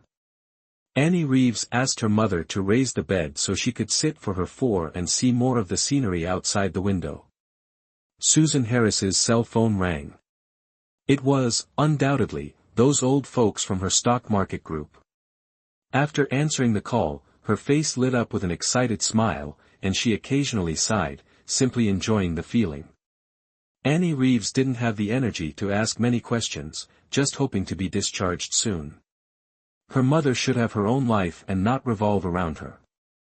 F929844 #D7, Lance Carter arrived carrying a large paper bag, wearing a gray sweater with a subtle pattern, looking both serious and vibrant. Lance Carter arrived carrying a large paper bag, his serious yet vibrant demeanor complemented by a gray sweater with a subtle pattern. "Didn't sleep well last night?" He set the bag down, looked at her, and frowned. "I'll have to ask Dr. Charles Ford to give you more sleeping pills. There's a limit to how much a person can sleep. If I sleep too much during the day, how can I sleep at night? What's this? A special gift?" She changed the subject. "Annie, I'm transferring you to a VIP room. It's too chaotic here, not suitable for recuperation. That's making a mountain out of a molehill. People sicker than me can stay here, why can't I? Don't try to drain my bank account for the hospital's benefit." She tilted her head, pretending to be serious. Lance Carter was silent, staring at her so intently that Annie Reeves felt a shiver of unease. "Did you not wash your face properly?" Lance Carter shook his head and took out the items from the paper bag one by one: 3 large photo albums, an MP3 player, and 2 women's magazines, still in their plastic wrap, presumably newly purchased. This album just arrived from Beijing. After you look at it, don't laugh secretly, be careful not to strain your stitches. The music and magazines are for tomorrow and the day after. You can only look at the album today. Seeing her eagerness to flip through the album, he held it down. She looked up and suddenly saw something restrained in his eyes, words lingering on his lips, his deep gaze holding her captive, a flicker of contemplation in their depths. The atmosphere suddenly became strange. She closed her eyes and opened them again. Lance Carter's usual warmth had returned to his face. "Do I need to give you my impressions after I look at it?" she asked playfully. Lance Carter arrived carrying a large paper bag, his serious yet vibrant demeanor complemented by a gray sweater with a subtle pattern. The two looked at each other and smiled. "Lance Carter, I'll treat you to a meal when I'm better." "All right, what's the price?" Equivalent to the price of 2 liters of blood." "Planning to be that precise?" "Well, the price isn't low then." Lance Carter's eyes twinkled with amusement. He knew she wanted to thank him for the blood transfusion, but this wasn't something a simple thank you could settle. Annie Reeves' face flushed, her nose wrinkling. "Then I'll pay in installments." "Lance Carter, thank you, for so very much." Lance Carter sighed softly. "Calling you foolish is an understatement. You really are foolish." The nurse from the specialized ward came looking for Lance Carter again, taking him away. Annie Reeves sat stunned for a moment, then slowly began flipping through the album. 2-year-old Lance Carter, a tiny row of teeth showing in a guileless grin, clutched a large ball. 8-year-old Lance Carter, missing his front teeth, lips pressed together, with the serious expression of a little adult. 16-year-old Lance Carter, already a handsome young man, with thick eyebrows and large eyes, talented and gentle. 20-year-old Lance Carter, beaming, hand in hand with a pretty girl, this must be his first love. 28-year-old Lance Carter, sitting in a park, a beautiful girl clinging to his leg like a small monkey on a large tree. 40-year-old Lance Carter, modest and refined, with a plane taking off and a corner of the capital's airport in the background. Annie Reeves flipped through the pages, a small smile playing on her lips. It was as if time had reversed, and she had lived through 40 years with Lance Carter in a flash. For some reason, she felt that Lance Carter at 40 was just as handsome as he was at 20 or 30, only his aura had changed, becoming more gentle and tolerant. From 30 onwards, apart from a little girl who looked just like him, no other woman appeared in Lance Carter's pictures, clearly a serious and traditional man. He said, "Fate, in life, if it's there, you can't force it, you can only wait." What kind of soulmate was such a man waiting for? Annie Reeves slowly closed the album. This only fueled Bella West's fighting spirit. "Hey, what are you doing here again?" Annie Reeves already agreed to step aside. "What more do you want?" "Let me tell you, I'll find the best lawyer for Annie Reeves. She can give way on the road, but in terms of money, don't think you can bully her." Bella West leaned against the car door, jingling her car keys. Victor Walker, carrying things from the car, looked at her unblinkingly as he walked towards her. "Bring this back to my place, or I might sue you for destroying another person's marriage." "Cut it out. Is there such a thing in civil law?" CEO Walker, don't tell me you're trying to pull a reincarnation act, thinking everyone still practices polygamy? Treating your husband like the sky, men messing around outside, and wives not allowed to have any resentment. Or do you see Annie Reeves as a Japanese woman, submissively saying, "Dear husband, if you have women outside, please use contraception first, don't get infected, and then slowly enjoy yourself." Ha, how ridiculous. Sue if you want, I'm not afraid. I'm definitely helping with this. Don't go waving colorful flags outside while keeping the red flag flying high at home. Annie's divorce isn't a recent decision, she's wanted to leave you for a very, very long time. What did you say? Victor Walker turned his head, his eyes blazing red. Bella West shrugged, her expression saying, "You're so fake. Maybe it's because you have some dirty money, a bit of talent, and a few shameless women chasing after you, that you're so full of yourself. If you hadn't helped Annie Reeves's dad, she wouldn't have put up with you for this long." She couldn't help but shake her head, a hint of mockery in her voice. The muscles in his face twitched and contracted, his chest feeling like it had been struck hard. "Go home. Annie is recovering now. If you upset her, she'll cry. You two were together for 4 years, at least. Stop bothering her." Bella West finished speaking, turned around, her earring still faintly shimmering, and went upstairs. Bella West's words were harsh and sarcastic. Victor Walker wanted to retort, but his heart ached, his throat felt constricted, unable to utter a single word. Something was stuck there, impossible to swallow or spit out. It was incredibly uncomfortable. He just stood there dumbfounded, the confidence he had when he walked out the door now reduced to zero. A day later, Daisy Green and Principal Dean Walker visited the hospital. Principal Dean Walker stood solemnly before the hospital bed, silent, but his eyes revealed an endless sorrow. Daisy Green kept pulling on Susan Harris, apologizing profusely, telling her to go home and rest for a few days, that she would take care of Annie Reeves. Susan Harris's mind was preoccupied with the stock market's fluctuations, but she still knew her priorities and flatly refused. Daisy Green and Principal Dean Walker left the hospital, their faces etched with shame. 2 days later, Victor Walker came to the hospital again. He had become noticeably thinner, with dark circles under his eyes, looking utterly dejected. Annie Reeves and Susan Harris were startled when they saw him. He didn't say anything, just poured water and peeled apples for her. He came and went as he pleased, each visit lasting about an hour, arriving unannounced and leaving abruptly without a word. In the following days, he came to the hospital every day. Susan Harris and Annie Reeves were a bit confused. Annie Reeves could now walk to the toilet by herself. Although she was still weak, she was recovering well. The woman who had given birth to twins, a boy and a girl, was no small feat, they cried loudly. Annie Reeves could lean close to the baby's crib next to her and had already been standing for an hour. Seeing her like this, Susan Harris turned away to wipe her tears. One evening, as dusk settled, Victor Walker came again, just when Susan Harris was out. The doctor took the twins to be bathed, and their parents followed to watch. The hospital room was extremely quiet. They spoke haltingly, cautious, as if constantly guarding against something. Each sentence was carefully considered before being uttered. Annie Reeves couldn't stand this unease and awkwardness any longer. She looked at Victor Walker honestly.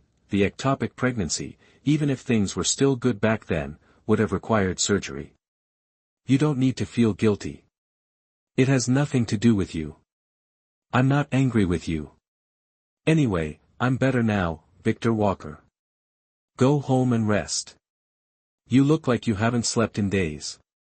Victor Walker stared blankly at her, eyes wide, as if they were complete strangers, as if he didn't understand a word she was saying. After a long silence, he began, "Who says it's not my fault? If it weren't for me, you wouldn't be pregnant." He bent down and pulled a small box from his pocket. It was almost dark outside, but the lights in the hospital room were still off.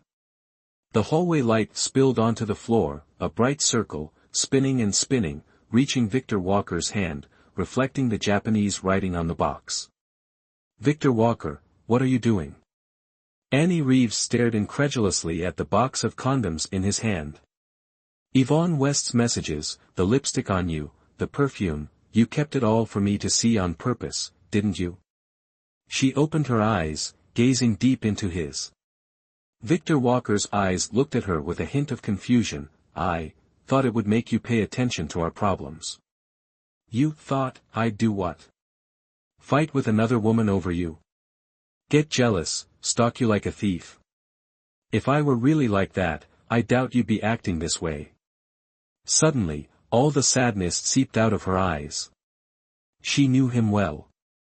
He was used to being valued, not ignored, not tied down. Victor Walker, you're not making me pay attention to you, you're provoking me.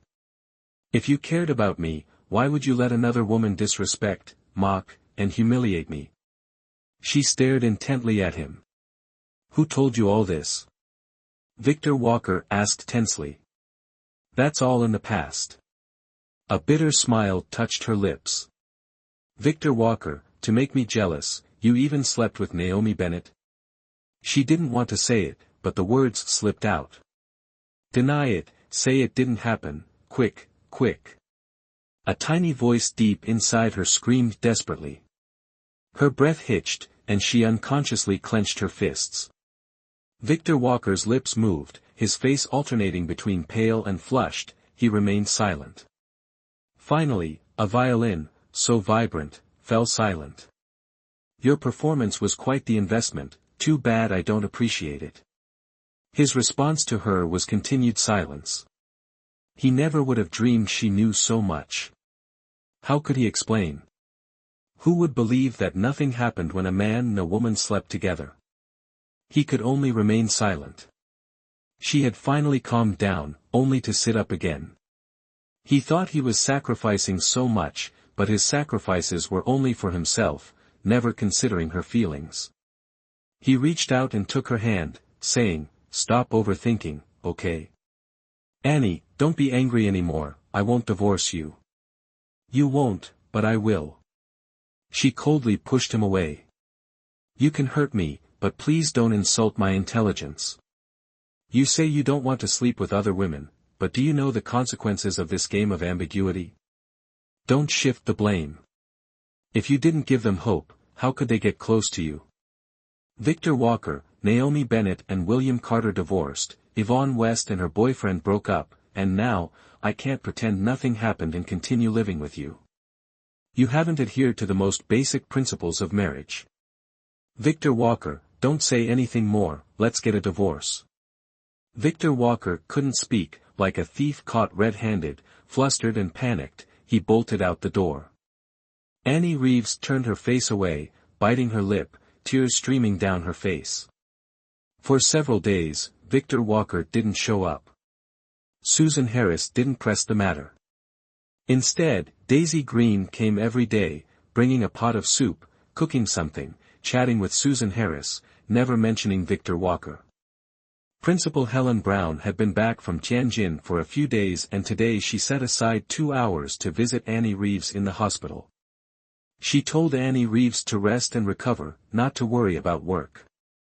They talked about her illness for a bit, then about office matters. "Annie, you truly have a talent for engineering. It's a shame you don't like it," the principal chuckled. "Well, my university courses weren't bad either, I even received scholarships a few times. It was to make my dad in heaven happy, I prefer literature more. When you first started working, every day was stressful, drawing, designing, I originally intended to nurture you. But, one day while having lunch, I met your husband, and he specifically asked me if I could help you switch to a different job, saying that your literary skills were very good, and working in the literature department wouldn't be bad. After that, I observed you, had you write a few reports, and then transferred you to my office. My, how time flies, it's been 2 years already." The principal gently patted Annie Reeves. "Annie, I've been through it. Divorce, life for a divorced woman isn't easy. Every lonely night, licking bleeding wounds, shedding tears night after night, no one can imagine. Sometimes you even have to struggle to breathe, looking back, is it worth it? You're strong, so what? You're independent, so what? All that talk about embracing ambition. Everyone makes mistakes, forgive if you can. Don't casually utter the word divorce. Annie Reeves gave a faint smile in response. If it were before, she would have been moved by Victor Walker's concern. Now, she was just numb. If you're alive, you have to breathe, how can you not? Why are you so much like me? The principal sighed, standing up. Still, don't act impulsively, think it over some more. There aren't that many men in this world, the next one who comes along might not be the one you desire. Alright, who is Bei Bei's current boyfriend? What? The child is happy all day, dresses very properly, speaks softly to me, I wonder what line of work he's in. Annie Reeves smiled, remembering the type of man Bei Bei had described, her destined soulmate. I'll discreetly inquire for you. Good.